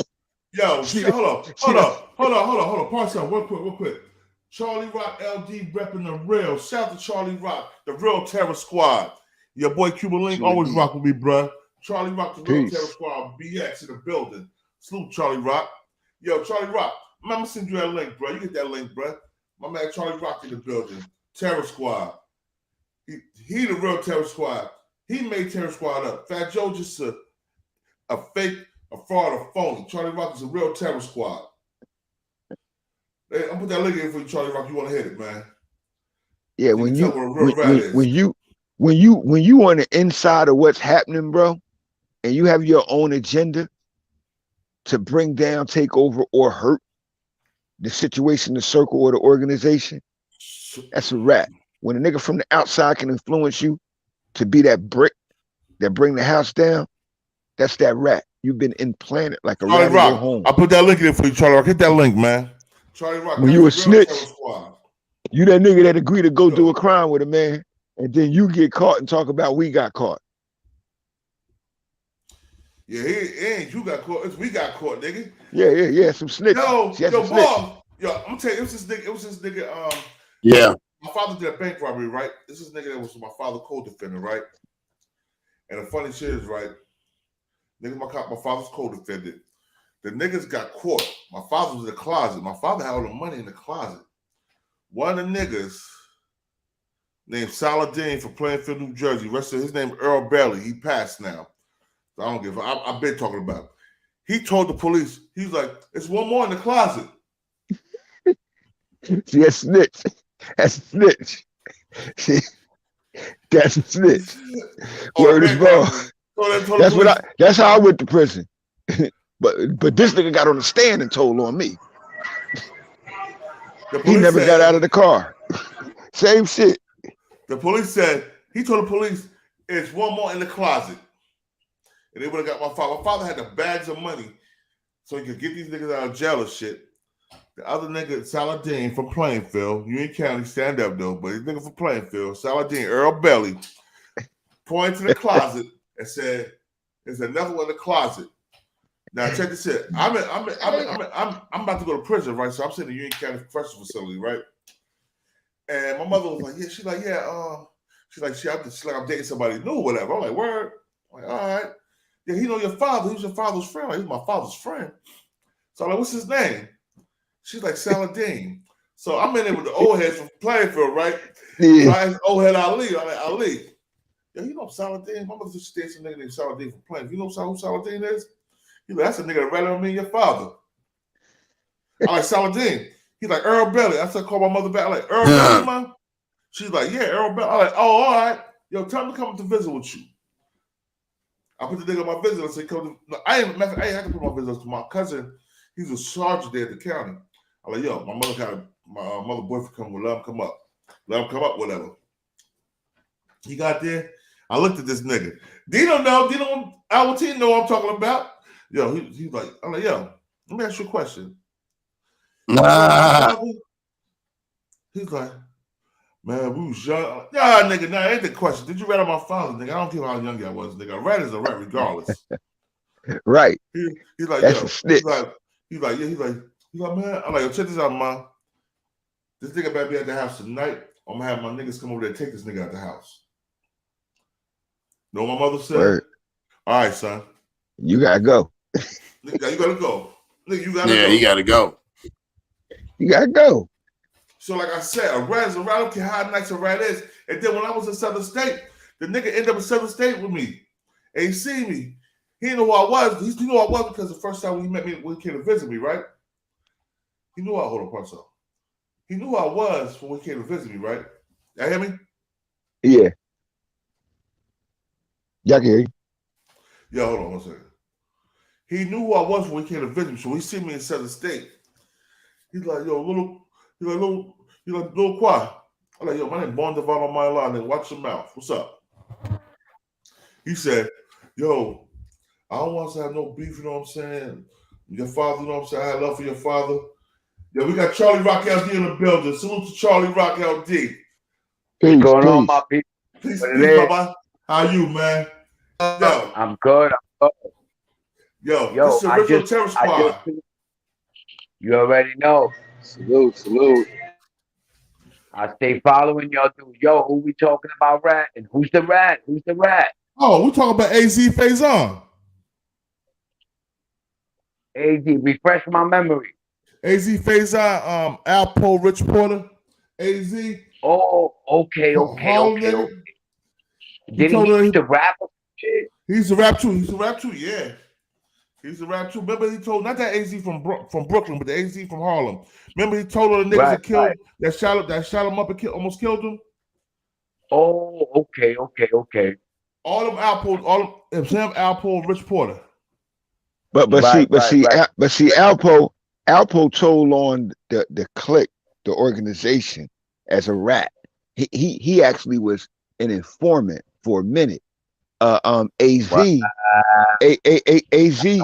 situation was totally separate, born from the activity of what Alpo did. Alpo was a fucking rat. He was in the organization and was setting niggas up with the cops. A rat is a rat, nigga. If you tell I saw a 25 pack of bubble gum, nigga, you a fucking rat. Well, I mean, of course, I'm just giving the technical term of between rat and snitch. Let me feel me. Your boy Charlie Rock stood in front of a judge at 18 years old and took a 20 clip. Right. I took a 20 clip when I could have easily rat on mad niggas and got 5-6 years. Even at 18, I knew that you don't rat on niggas. Man. Charlie Rock, I'm gonna tell you something too about your boy Joe. I'm gonna say one thing. Now you know I was locked up with the nigga. He was in the sneaker business, right? We was in the fans together. We was in the halfway house. With who? The dude, Scott Spinner, the one that was in the sneaker business with Fat Joe. Scott Spinner. You talking about Macho? Not the Macho, not that Macho, but the Macho Scott Spinner from Jersey, from Bloomfield, New Jersey. The one who got a sneaker store with. I'm not familiar with that dude. Tell me. All right. So I'm in the federal halfway house. He's my roommate, right? You know, Fat Joe, he got 6 months on that federal case. That nigga Scott Spinner, the Jewish boy, got 3+ years for the federal case. He showed me the paperwork. Yeah. I didn't know about that. Yeah, bro. I was telling me and Star was talking about it. I told Star, like, no. I was in the feds with this nigga. We was in that federal halfway together. He showed me the paper. Fat Joe got 6 months. He got 3+ years, bro. He told him. Joey cracked. Joey Rat.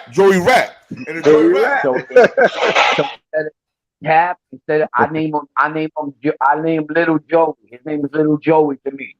Little Joey. Yo, put like this. Joey. He lost his eye with Joe. He lost his eye with Fat Joe. Guess what Fat Joe did? We came home, gave him a used car and $1,000. Took you shopping, right? I banged out. I'm talking to you right now with one headlight, banging out in the yard over the Fat Joe 50 Cent drum. Yeah. And Fat Joe gave what Fat Joe gave you? He gave you $1,000 in a car? $1,000 and an Escalade that he had for 2 years already. Yeah. He lost his eye. And oh my bad, he took him shopping too. Don't forget the shop. He took you shopping too. $1,500. $1,500. A nigga that lose an eye for you, bro. Damn. That's at least $1 million job right there. And I was coming home in 4 months. Y'all gotta check out the Charlie Rock LD interview. When you do the interview with Queen's Flip, with Doggy Diamonds. Yeah, I did. Oh, check. You can check him on my YouTube channel, Charlie Rock LD, repping the real. Charlie Rock LD, repping the real. I checked his YouTube channel. Y'all subscribe, man. He's trying to do real things, man. He's helping the community every day. My own podcast, repping the real. Repping the real, I like that. Repping the real on YouTube. Yeah, Charlie Rock LD. Repping the real. Repping the real. All right, stay left. I got you. Yeah, but he lost his head. He lost a headlight over fight for Fat Joe. And Fat Joe, when he went to court, and he had to he got to court for that sneaker, for that embezzlement. It was embezzlement because they would say they was taking sneakers and selling them out the truck. And Fat Joe told him that the little young Jewish guy from Jersey got him 3 years and some change in federal prison. And Fat Joe didn't know he'd do more than 6 months. I gotta look into that. I had no idea. I had no fucking idea about that. Yo, pull up Fat Joe and his federal charge of embezzlement. You'll see only did 6 months. I might have to blow him up. We're gonna have to take him to the yard. Take him to the yard. You know how we do it, man. Ready. So today the show today, we bring Paperwork Party Part 2. Today's a rap killer show. Because everybody talking about just because you rap, you can't. If you tell you a civilian, man, you a rap. Anybody that claim to be a gangster on the corner in a nickel bag, or if you're a rap superstar like T.I., a rat is a rat. Yeah. And T.I. took the stand in Cleveland, Ohio. Facts. Or the people that murdered his homie. And he said, I didn't say nothing. Nigga, you already took the stand on the prosecution's behalf. You a rat. A real nigga, I'm gonna tell you what a real nigga would have did. We would have took the stand and said that nigga didn't do shit. We didn't do nothing. Your man shot at 18 years old. I had 2 bodies at 18 years old. I stood in front of a judge and took a 20 motherfucking clip. Shit. Let me tell you something. I took 6 at 18. And a nigga stand on the nigga sat on the motherfucking stand and he pointed me out in the goddamn courtroom. And if you know, that ain't no feeling like that in the world.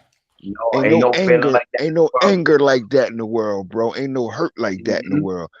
And it's like it's you against them already when you in court.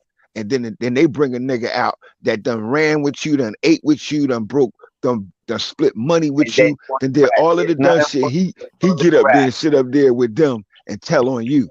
That's a different feeling, bro. That you never get over. Charlie, let me ask you a question though. Between you, Cuban Link, and Big Pun, y'all was real tight.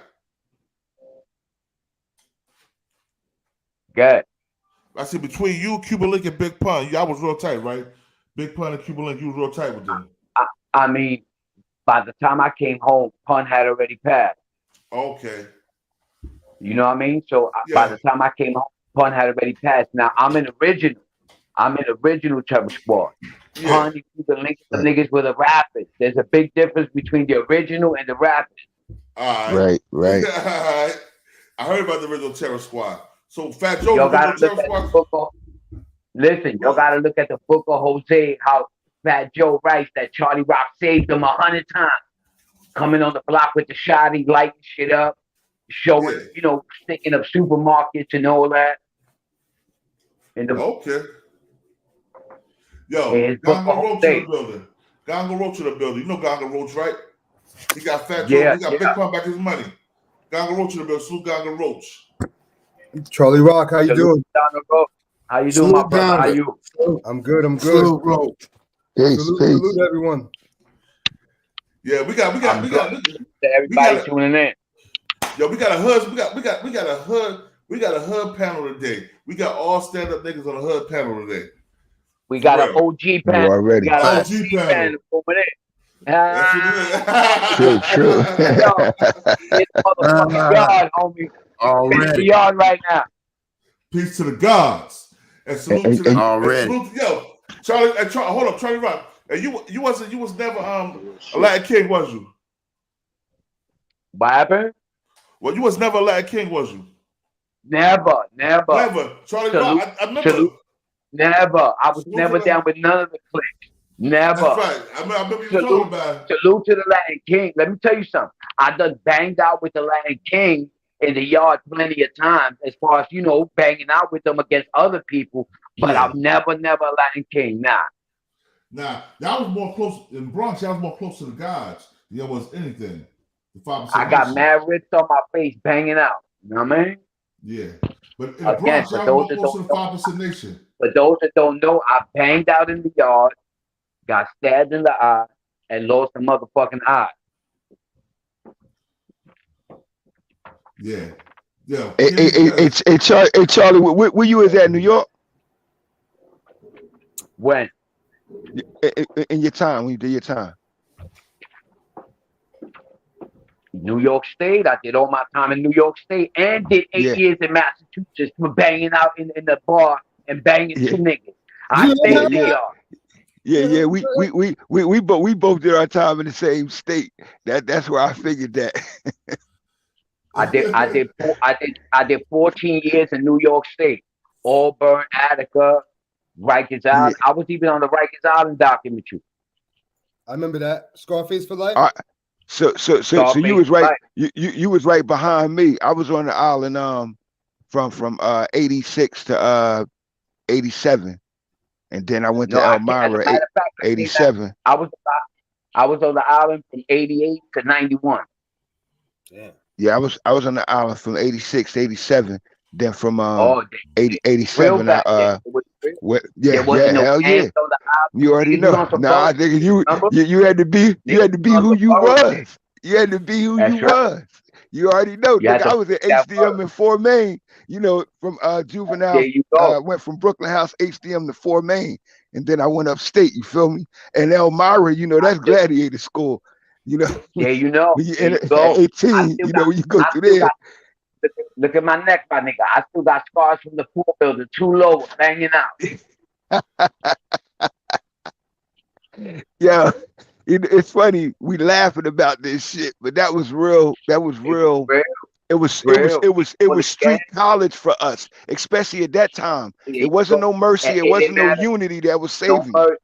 That's right. It didn't care how many bodies you had, how many niggas you murdered in the street. You had to bust your gun on the island. You had to bust your gun on the island. And let me tell you something, man. I say this shit in the rhyme, man.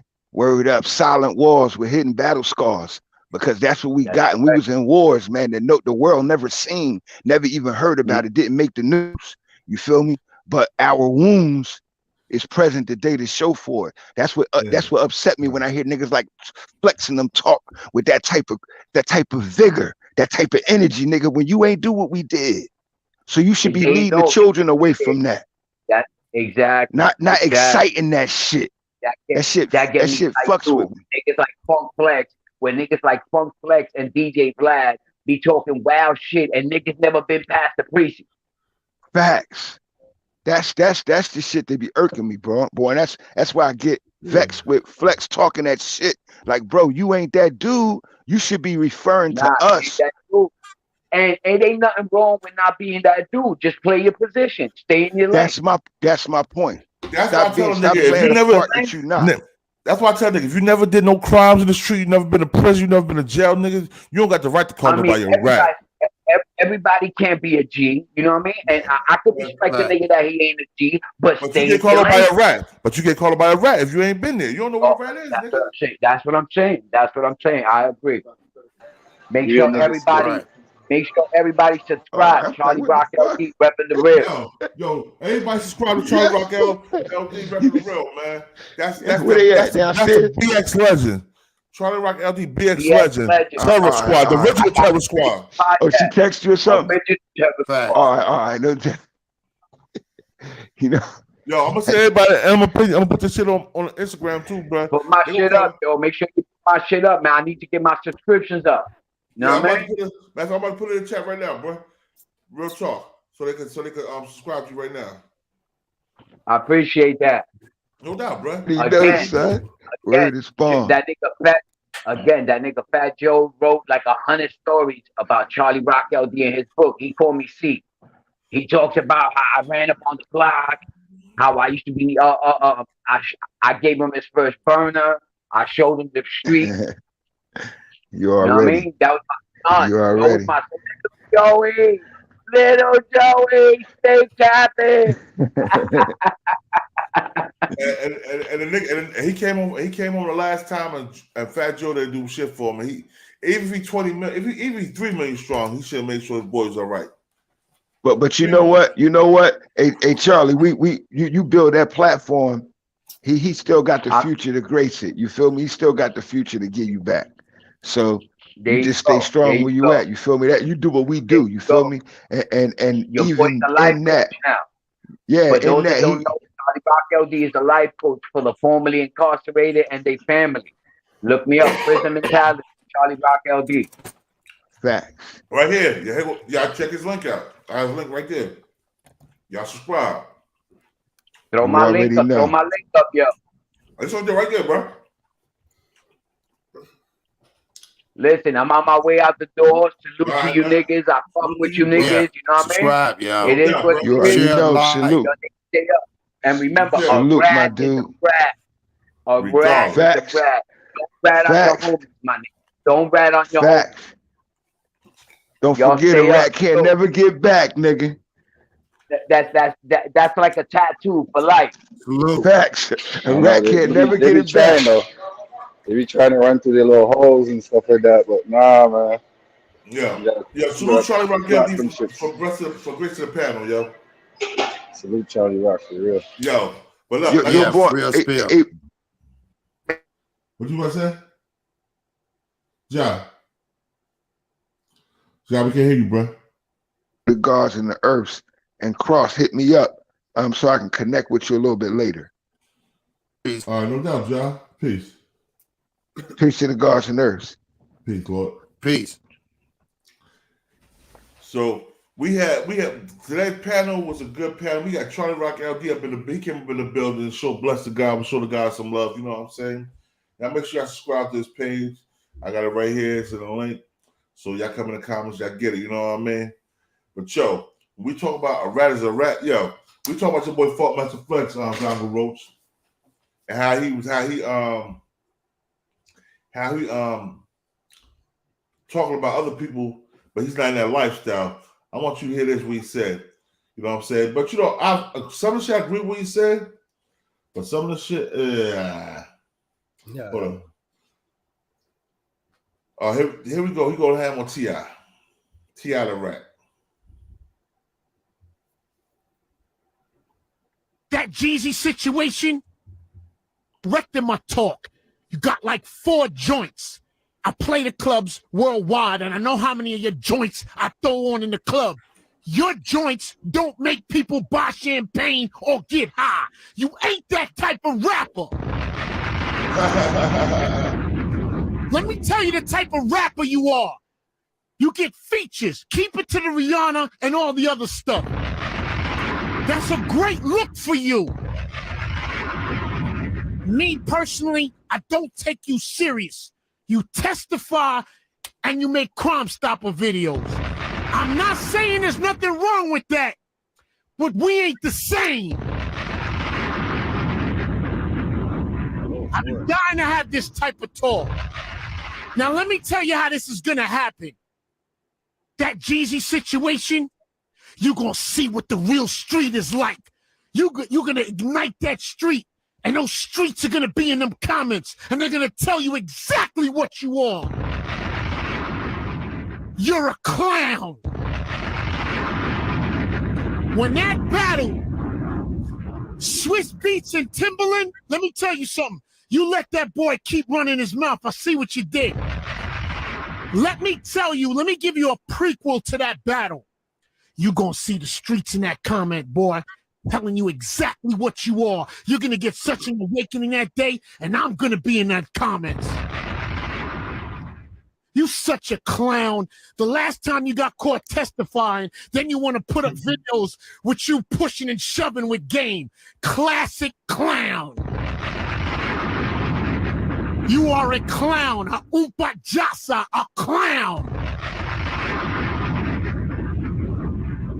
Let me also tell you, boy, your catalog ain't even prepared for 50 Cent's first album. Yeah. Stick to reality TV. You look great on there. All right? This is going to be a great battle. Okay?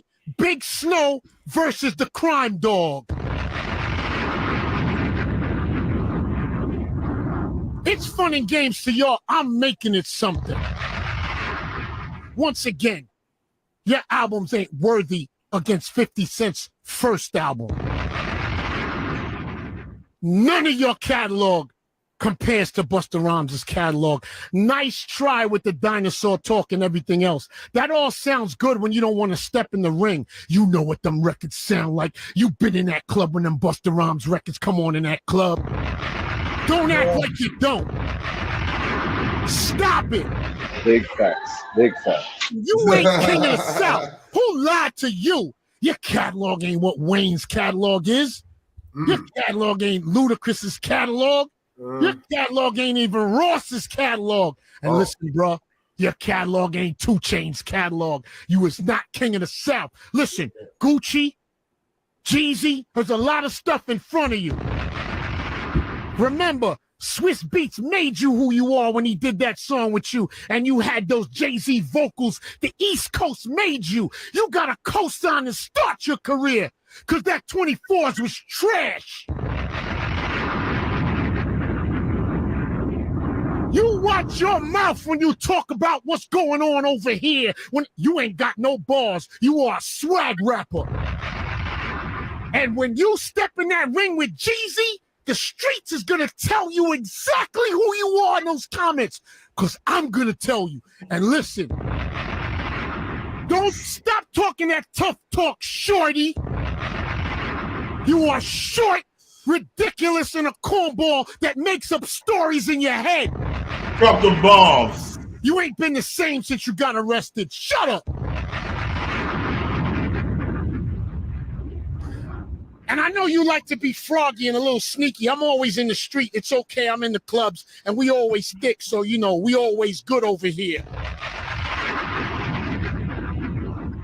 I can't wait for that battle. New York City, this versus battle is the most important battle to me ever. Because I'm going to see a commercial corn dog get handed to himself by the streets. And I can't wait. It cannot come any quicker. When I saw the fly, I almost crashed the car. Check this, Gaga. Check this right here too, Gaga, bro. Check this out real quick before we get on. I want you to hear this too. Hold up. Hold on. What is it? We about to go here, and I respect this. This is why I respect this one right here. But I want you to hear this, yo. You let him twist, let the shit.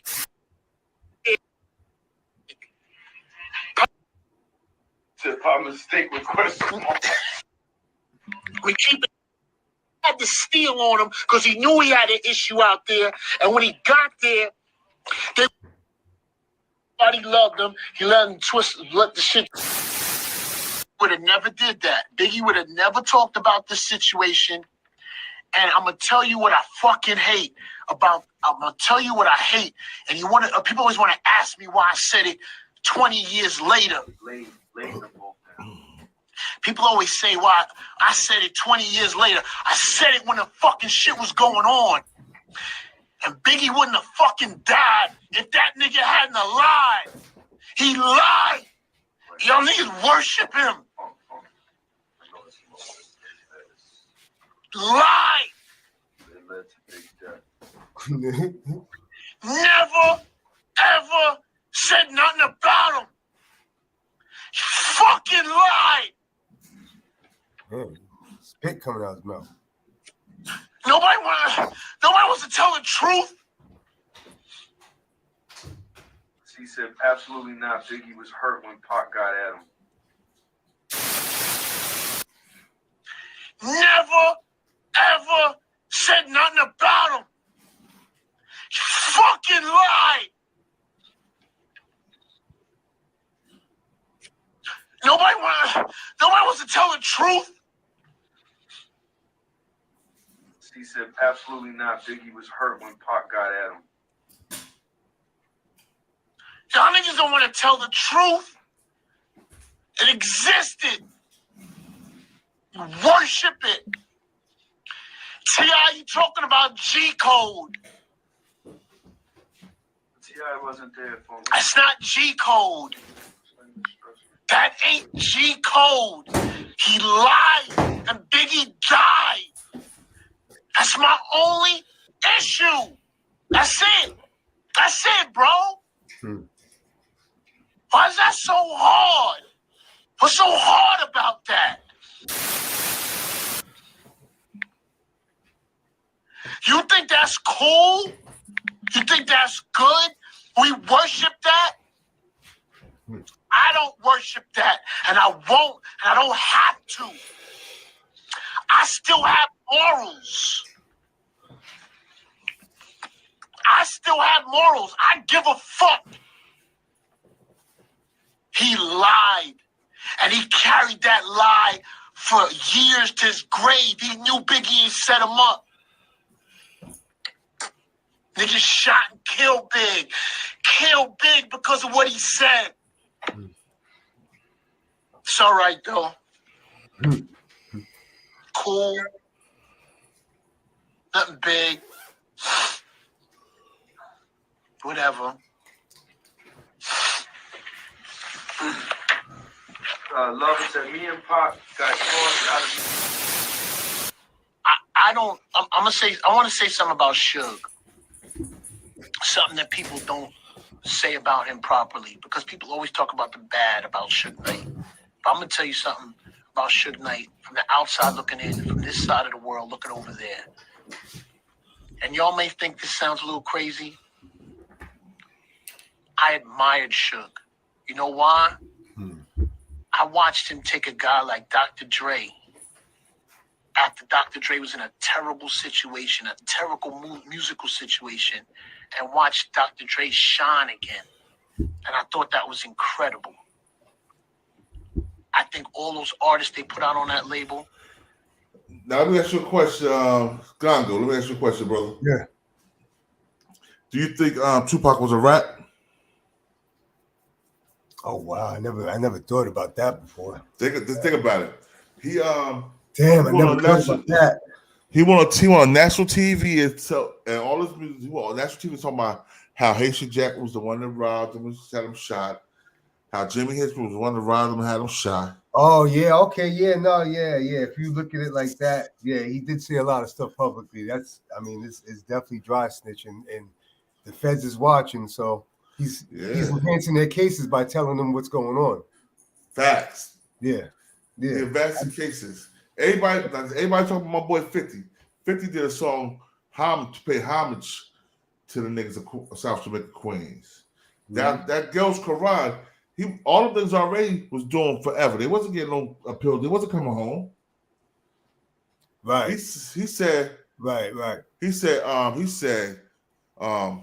said Supreme was the businessman. The Prince was the killer. Everybody knew Prince was the killer already. Right. He copped out. He goes trying to cop down to the shit. That was probably the icing on the cake. They probably just didn't like him anyway. Not because I've been heard about 50 even when I was young, man. 50 was one of them niggas that didn't kiss some niggas' asses. He said, "Fuck these OG niggas. Fuck these old niggas, man. I don't got extra young niggas. Y'all niggas ain't rocking with me. Y'all niggas rock with Ja. Rock with Ja. Yeah, Coogee down, baby. Still rocking the Coogees, baby. Still rocking the Coogee. You know what I'm saying? I was looking online to cop one. Yeah, this is a Coogee sweatsuit. Oh, really? Yeah. Oh, okay. You got the whole get. Coogee and Gucci is my duty. Fuck a big booty. Okay. Excuse me. Okay, yeah. Yeah. I remember that big L, huh? Yeah, you don't know, bro? Yo. But what I was saying though, yeah. So that right there, that could be considered as a form of rat too. Yeah. That's probably like the step before, you saying something in the social media days. These days, you know what I'm saying? I mean, it's all intel. They're all logging everything you say. You know what I'm saying? Just as much as that they did with the Black People Party, stuff like that. Same shit. Same shit, bro. Yeah, they just infiltrating. Yo, turn your music down in the background, man. Yeah, but fuck Mr. Flex. His radio show, I still rock with it. Rest in peace to K Slay. Nah, it's good. I don't hear. Rest in peace to K Slay, though. K Slay had the best radio talk show ever.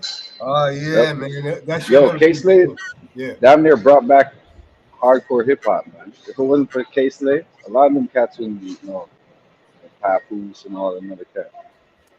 Yeah, he played Fred the Godson. Bar rappers, you know what I'm saying? Yeah, he did a lot of he played Joel Ortiz. Yeah, he did. Mm-hmm. He did, man. I got respect for K. First of all, K Slay was God body too, so he always will get more respect than all the other ones. That's why I respect Star from Star Report, Starbuck Wild so much, because first of all, he was God body and he from Jersey, so I salute Jersey. Star out here this week. He just came to New York this week. Star's a real one. Star got an interview with a radio station this week out here. And he did fuck with the Flex. He did fuck with the Flex about a month ago. Yeah, but he's back. He's back now. He's in town now. Oh, I have to call him because I'll be out there tomorrow. I'm gonna have to give him a call then. Yeah, he's here for a couple of days, I think. I'm gonna give him a call later, see what the hell he's doing. Yeah, I'm gonna give him a call too. I said, yo, you run up on me, I'm gonna hit you up. I'm like, Nah, I hung out with Star one night in Jersey. He had to pull out the thing on somebody one day. He let somebody know. Somebody came down, you know, ran up on him. He had to raise his shirt up on the nigga, let him know, like, yo, you know, you better back down. Yeah. Yeah. Back down. Man, back down. But child, yo, who Peanut King? Oh yeah, they gave Flex no choices to me rats in New York. Nah, that's true though, man. Yo, I'm gonna say something, man. There's a lot of rats everywhere, man. Yeah, I'm gonna say something. You know what I'm saying? I gotta tell people it's a difference between being Tekashi type of rat, what's that other nigga name? Gunna? Gunna type of rat and the Apple type of rat. The Apple or Gunna type of rat, you tell it on niggas that love you that you're supposed to love, and you throw them under the bus because you get in trouble. 6ix9ine, the type of rat he was loyal to a fault, and these niggas was doing him dirty, robbing them, kidnapping them, fucking his baby moms. They had all of them plans to assassinate this man, kill this man. Right. And what about Alpo? Alpo ratted on niggas that supposed to roll for him, niggas that protected him, niggas that held him down. You can't do that, man. We don't get down like that. If a nigga holds you down and niggas protect you, a nigga got to save your life numerous times. He must have looked at those as like, I ain't telling nobody from Harlem. Yeah, I guess everybody's a potential co-defendant. He just wanted to eliminate. Hold on, Peanut King. What Peanut? Rich Porter cousin, your uncle?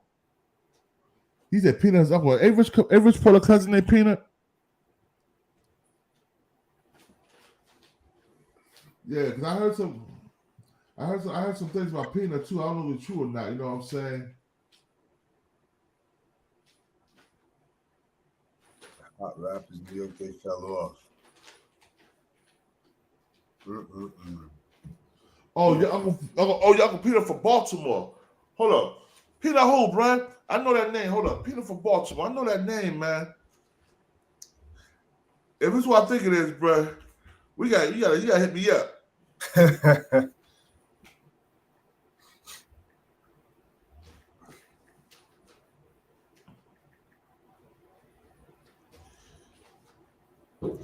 Maurice Peanut King? Oh shit, yeah. I know I heard about your uncle, bruh. You gotta hit me up, bro. You gotta hit my DM, bruh. He just came home? Yo. Put like this. Let me put my DM in here, man, so you can hit my DM right now, bro, on Instagram, bro. I'd love to have your uncle on my show, bro. I heard a lot about him, man. Hold on. You know what Maurice Peanut King is, right? I'm reading it right now. He sponsored youth basketball teams and donated to charity.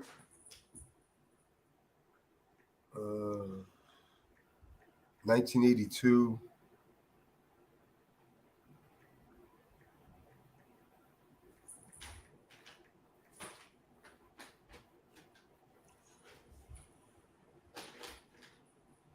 Okay, he ran East Baltimore. He ran East Baltimore in the 80s.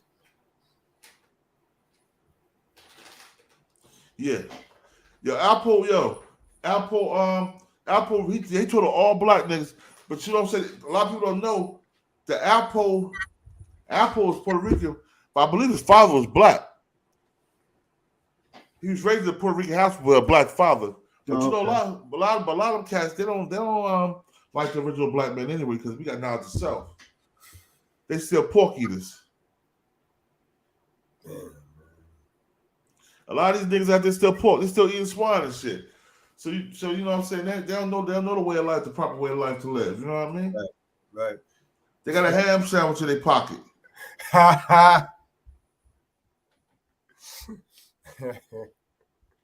got a ham sandwich in their pocket, so they don't know the proper way of life to live.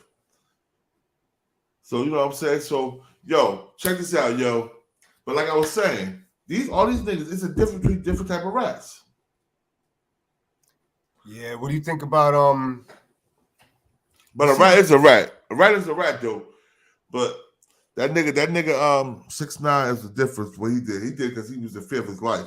He heard them niggas threatening to kill him. These other niggas did it because they were scared to go to jail. Know what you saying, bro? What you saying? Yeah, I mean, they ain't saying, just like you said earlier, there ain't nobody really saying nothing really crazy about Gunna. They just deleting them. That's kind of crazy. That's kind of crazy. But imagine if it was Young Thug that was doing all right. A Salem nigga. Everybody knew Gunna was a rat already. The first person they said, when they said that the shit was going down, what they said? The first person they said was a rat was Gunna. That's what everybody said. Gunna gonna tell. Well, didn't they say he got caught up in another case years ago? Yeah, he tell twice. He's a two-time teller. He's a two-time teller. Oh, man. He's a two-time rat.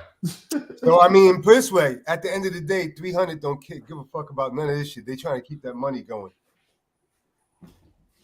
But you can tell that Young Thug care about it. You see the way he looking at court like that. All these niggas, man. He told his brother to tell.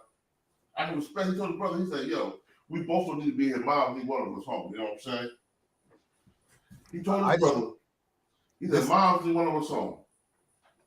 This guy's actually going to put out an album. I just want to hear what the hell he's going to talk about. He gonna put out an album talking about. Yeah, I told. But yo, Born, 6ix9ine still a rap, man. He was putting out hits and shit like that. Yeah. You know what I mean? No, 6ix9ine still a rat. He's still a rat. There's no difference. He's still a rat. But what I'm saying is, he ratted differently than the rest of them ratted. It was a different type of pressure. You're saying? Well, they said Kodak Black was at USP Big Sandy with my people. They said he was scared to death. I bet he was, Peter King. I bet he was scared to death.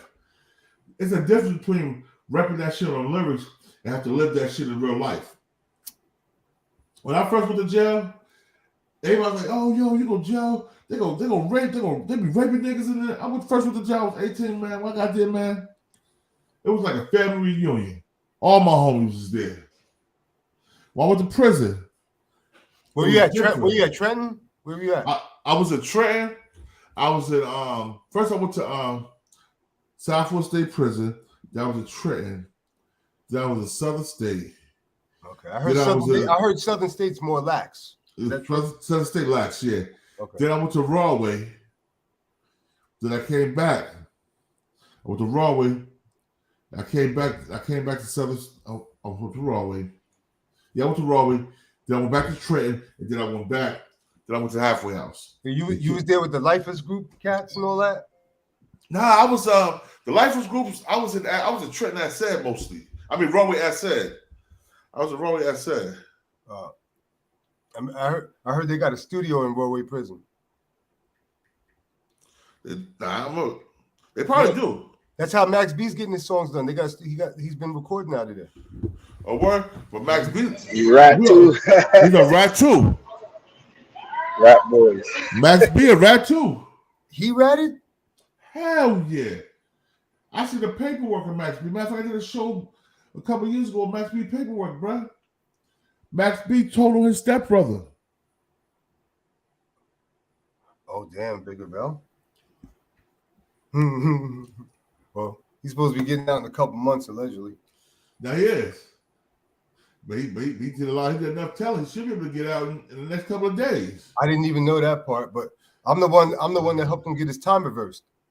A word? Oh, so you didn't know about the paperwork was No, I didn't know that part. I'm just like I got. I'm gonna show you right now. Hold on, I'm gonna show you. I got a whole thing on Doggy Diamonds where I talk about how I helped get his time reversed with his lawyers and shit.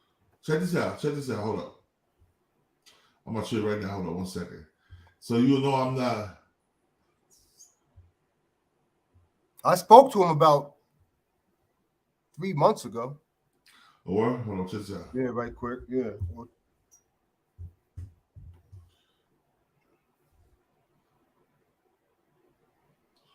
Oh, here we go, right here. Yo, this is fair use, isn't it? Hold on. This is my brother came here and phase. Hold on 1 second.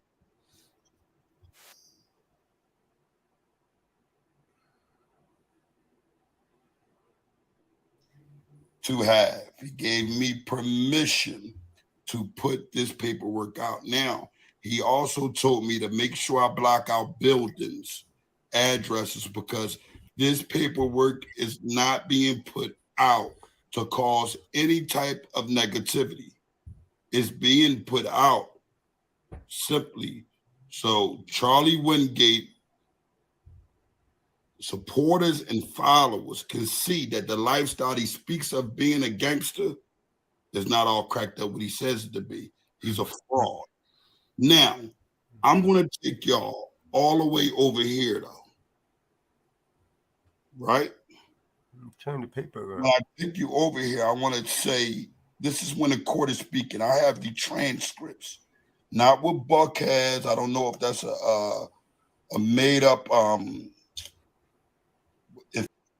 on. Max B and Pooh Sims talk about fake paperwork status. That wasn't it?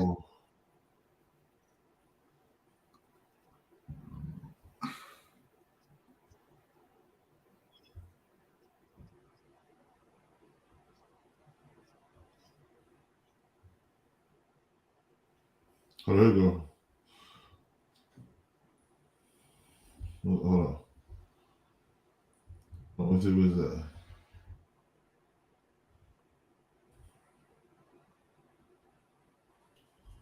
Let's see that. Hold on. Mm-hmm.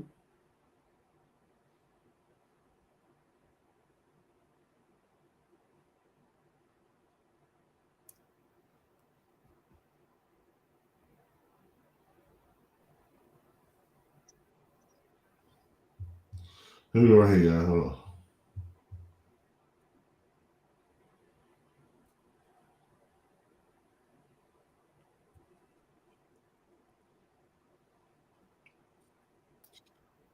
Turning in our other co-defendant, whose name is Gina Conway. Yeah.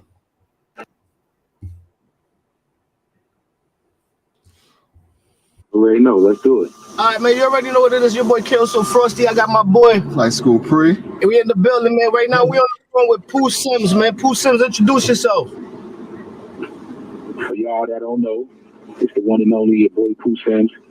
A lot of people know me as Max B co-defendant. Yeah, that's right. You heard it first. It's Max B co-defendant. I ain't never did no interviews with nobody. It's the first. It's the exclusive. You already know what it is. All right, man. That's what's up, man. Listen, you've been putting out this paperwork, man. So you want to start with that situation right there? Yeah. For those that don't know, I know a lot of people know what's going on and the scene was going on, but for those that don't know what's going on, I put out this paperwork. How Max B was cooperating with the police. He assisted the police in turning in our other co-defendant, whose name is Gina Conway. She currently home. She ended up testifying and taking a stand on me and Max. Me and Max went to trial together. So Gina Conway took the stand against me and Max B. And for her cooperating and taking a stand, her deal was initially like 18 years, but long story short, they said if you do good, according to them, I don't know how that shit go, however that goes, keep my language. They said that they was gonna lessen her time. So she didn't get 18 years. She got something like 15 or 16 years, but long story short, she took the stand against me and Max, and she home right now. But I've been putting the paperwork out though. Now Max B cooperated with the police, assisted them in locating Gina Conway and locking her up. This was back in 2006, between September and October. I then put the paperwork out. I put the paperwork out back in 2008, 2009. I was in the Hip Hop Weekly magazine. I put the paperwork in the Hip Hop Weekly magazine. So this ain't nothing new. A lot of people been saying. I'm gonna ask the same question. Like, how come it's happening now? How come because a lot of people say like they seen you. They heard you on a phone call with him after that. When you say in 2008 you put out paperwork, but it got like audio on the internet with you and him in the jail cells together. So why now? That's absolutely true. Y'all absolutely right about that. But like I said, that's stuff that I really can't go into. You know what I'm saying? But that is true. But before I even did that, like I said, I put the paperwork out there and I let it be known. You know what I'm saying? All right. So you got to remember now, my current situation, you know what I'm saying? You got to understand and look at it, you know, take a look at things from my perspective and my situation now. My focus after that, after I blew trial, was getting out of jail. That's it, man. I got 110 years currently. I got life plus 35. Over there in Jersey, life is 75 years. Shit, man, that's crazy. All right, let me ask you this question. Like, all right, in the videos you put out, you claim you were innocent. You basically had nothing to do with it. In the paperwork you show, it basically shows that you basically did not give any statements. Waived his rights. You waived your rights, so you basically asked for a lawyer. Am I getting that right? Definitely. Now you absolutely correct. You absolutely correct. And my position for putting that up there, like I said, I'm not telling nobody what to do or how to do what they do. I'm just educating like the younger people that's out there. And a lot of people that look up to Max B, you know what I'm saying? I'm just trying to let them know like this is what it is. You know what I'm saying? A lot of people go on records and say stuff and people be believing them. And since I've been down here, a couple of guys told me, you know what I'm saying? Like they done got into situations. I ain't going into nobody's business, but they done got involved in things by listening to Max B and listening to Dipset, you know, other rappers, like, because they believe these things that these people is actually saying on records. Okay. And the records is for entertainment purposes, you know what I'm saying, for freedom of speech, you know what I'm saying? That's their right. They got a right to do that. So I don't want no young guys getting misled or misguided and then getting jammed up and end up in a situation like I am or even worse, you know what I'm saying? So that's my whole even focus for, you know, just trying to educate, you know, younger people and people out there, man. I wanted to clear this up a little bit because a lot of people are saying like that they're saying like you're not actually saying Max snitched on you. You're basically saying he cooperated in the case. Not at all. I never once. You would never ever find no audio. Nothing came out of my mouth. I never once said Max B told on me. Okay. I never said that. I'm innocent. I didn't have anything to do with that. I got paperwork to prove that. That's what I'm fighting now on my appeals. So I never said Max snitched on me or cooperated against me or anything like that. What I explained was when the police came asking Max B questions and finding Gina Conway, he assisted them and helped them and gave them the locations to where Gina Conway was at. And in the midst of giving them these locations, when they went, Yeah, what's good? Nothing. What's up, baby? What's going on? Yeah, was this cool, right? Yep, you already know. Your boy, Pooh Sims, man. Yeah, what's good, man? We basically set up to start the interview so we could just start from one time right now, you know? Got you. I'm here. You already know. Let's do it. All right, man, you already know what it is. Your boy Kill So Frosty. I got my boy. High School Pre. And we in the building, man. Right now, we on the phone with Pooh Sims, man. Pooh Sims, introduce yourself. For y'all that don't know, it's the one and only your boy Pooh Sims. A lot of people know me as Max B co-defendant. Yeah, that's right. You heard it first. It's Max B co-defendant. I ain't never did no interviews with nobody. It's the first. It's the exclusive. So you already know what it is. All right, man. That's what's up, man. Listen, you've been putting out this paperwork, man. So you want to start with that situation right there? Yeah. For those that don't know, I know a lot of people know what's going on and the team was going on, but for those that don't know what's going on, I put out this paperwork, how Max B was cooperating with the police. He assisted the police in turning in our other co-defendant, whose name is Gina Conway. She currently home. She ended up testifying and taking a stand on me and Max. Me and Max went to trial together. So Gina Conway took the stand against me and Max B, and for her cooperating and taking a stand, her deal was initially like 18 years, but long story short, they said if you do good, according to them, I don't know how that shit go, however that goes, excuse my language, they said that they was going to lessen her time. So she didn't get 18 years. She got something like 15 or 16 years, but long story short, she took the stand against me and Max, and she home right now. But yeah, I've been putting the paperwork out though, how Max B cooperated with the police, assisted them in locating Gina Conway and locking her up. This was back in 2006, between September and October. I then put the paperwork out. I put the paperwork out back in 2008, 2009. I was in the Hip Hop Weekly magazine. I put the paperwork in the Hip Hop Weekly magazine. So this ain't nothing new. A lot of people been saying, Yeah, I'm just gonna ask the same question. Like, how come it's happening now? How come you putting out? End up in a situation like I am, or even worse. You know what I'm saying? Is that?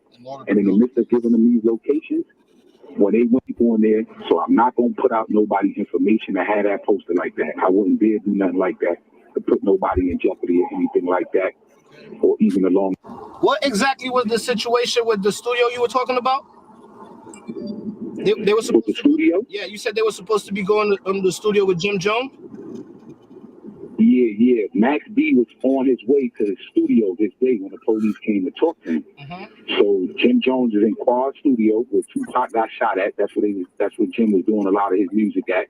He made a lot of his hits at. That's where he made Ballin' at. But he was down in the studio and he was waiting for Max B to come to the studio. So upon waiting for Max B to come to the studio, Max doesn't show up at the time he's supposed to. So he's wondering where he at. So at the time, back in 2006, we had Nextel phones. If you know anything about the Nextel phone, it got a bleep on it. Jim Jones came straight through the bleep, asking Max B, like, yo, where you at? Like, we on the clock. You know what I'm saying? I'm paying for the studio time. Let's make it happen. Max B hit Jim Jones back. It was like, yo, I got the police right here. They questioning me about some BS. Okay. Jim Jones responded back. Jim Jones responded back through the bleep. F them. You don't have to say nothing to them. Tell them to talk to your lawyer. Same thing I did. Okay. That don't mean you're doing nothing wrong. You just invoking your constitutional right. That, okay, y'all want to talk to me. I have nothing to say to y'all. Y'all can talk to my lawyer. Okay. A lot of people. So what happened with that though is, I'm sorry, go ahead. No, you could continue. Yeah, so what happened with that was after Jim Jones told him and the police heard Jim Jones say for them to talk to his lawyer, they backed off. Because once you let the police know that I want my lawyer, you can talk to my lawyer, they supposed to back off. Technically, they're supposed to back off. They're not supposed to continue to try to pressure you to talk or anything like that. So they told Max, look, we're going to give you our card. If you want to call us, feel free to call us on your own. 2-3 days later go by, Max start calling these people on their own, volunteering information, letting them know this is where you can find Gina Conway at this building, this apartment number. And she was also working at a gentleman's club called Sin City, a strip club. And he told them that they could either find her at Sin City or they would be able to find her at this apartment, this address. And at first, he only gave them the building number. And he told them, if you look at the paperwork, it's on my Instagram, at the Real Pooh Sims, he told them the building number first. So it was kind of like they was playing cat and mouse. He called them, tell them the building number. They go look, they couldn't find us. There's a lot of people in this building in Harlem. If you know anything about Harlem, big buildings, a lot of people. So they couldn't find her. So they hit Max back. They called Max back. They said, look, we can't find her. There's too many people coming in and out this building. You need to give us our apartment number. He said, all right, I got y'all. I'm going to hit y'all back. Give me a second. He called back some time later. Yeah, you heard it right. Max B called back some time later. He gave them the apartment number. They went to the apartment, searched the apartment. They seen that Gina Conway wasn't there in the apartment. All along now, this apartment that he's sending them to is his own brother apartment. So according to the paperwork, if you read it, when the police come to go search the apartment, which is his brother's apartment, he let them in, told them Gina was never there. He never seen her, anything like that. Long story short, they find Gina at Sin City. They lock her up. She tells them, yes, I was in that apartment. So what they do, they go back to that apartment and they holler at Max B. brother. And they let him know, technically, we can lock you up because you had a person in here that we was looking for and you lied to us. Anybody that know if you harboring a fugitive in your house, you can be locked up for that. So I don't know why Max B did that. That's a question that people who like him or whatever will have to ask him. Why would you send the police to your brother's apartment knowing that he could get locked up? All right. You heard that, Goggle Roach? Yeah. Why would you give information where that girl was at? Man, that's crazy. I didn't know he gave it up like that, man. Yeah, but you know what I'm saying. His brother said he didn't rat on me per se, but he get a police information. To me, give information is the same thing as rat, bro. Right. Yeah. It's cooperation. You're saying. You cooperated. But yeah, man, I just wanted to let you hear that, man. I appreciate you coming up, bro. Thanks for letting me know that. All right. I appreciate you coming up here, bro. I'm about to get up off here. Yo, right. But I'm going to holler at you. I'm going to hit you in the horn, man, because I got to build with you by side, though. All right. Hit me. All right. Peace. Yo, peace to the 5% nation guys and earth. Salam alaikum. Alhamdulillah. Rahmat to Allah. All the true Muslim brothers and sisters out there. Yo, this is the King of New Jersey. This is BTBTV. We bully the bullies. And we ain't no Bloods or no Crips. We doing our own thing. BTBTV just started his own thing. Like, nigga, what? Be out of here, yo.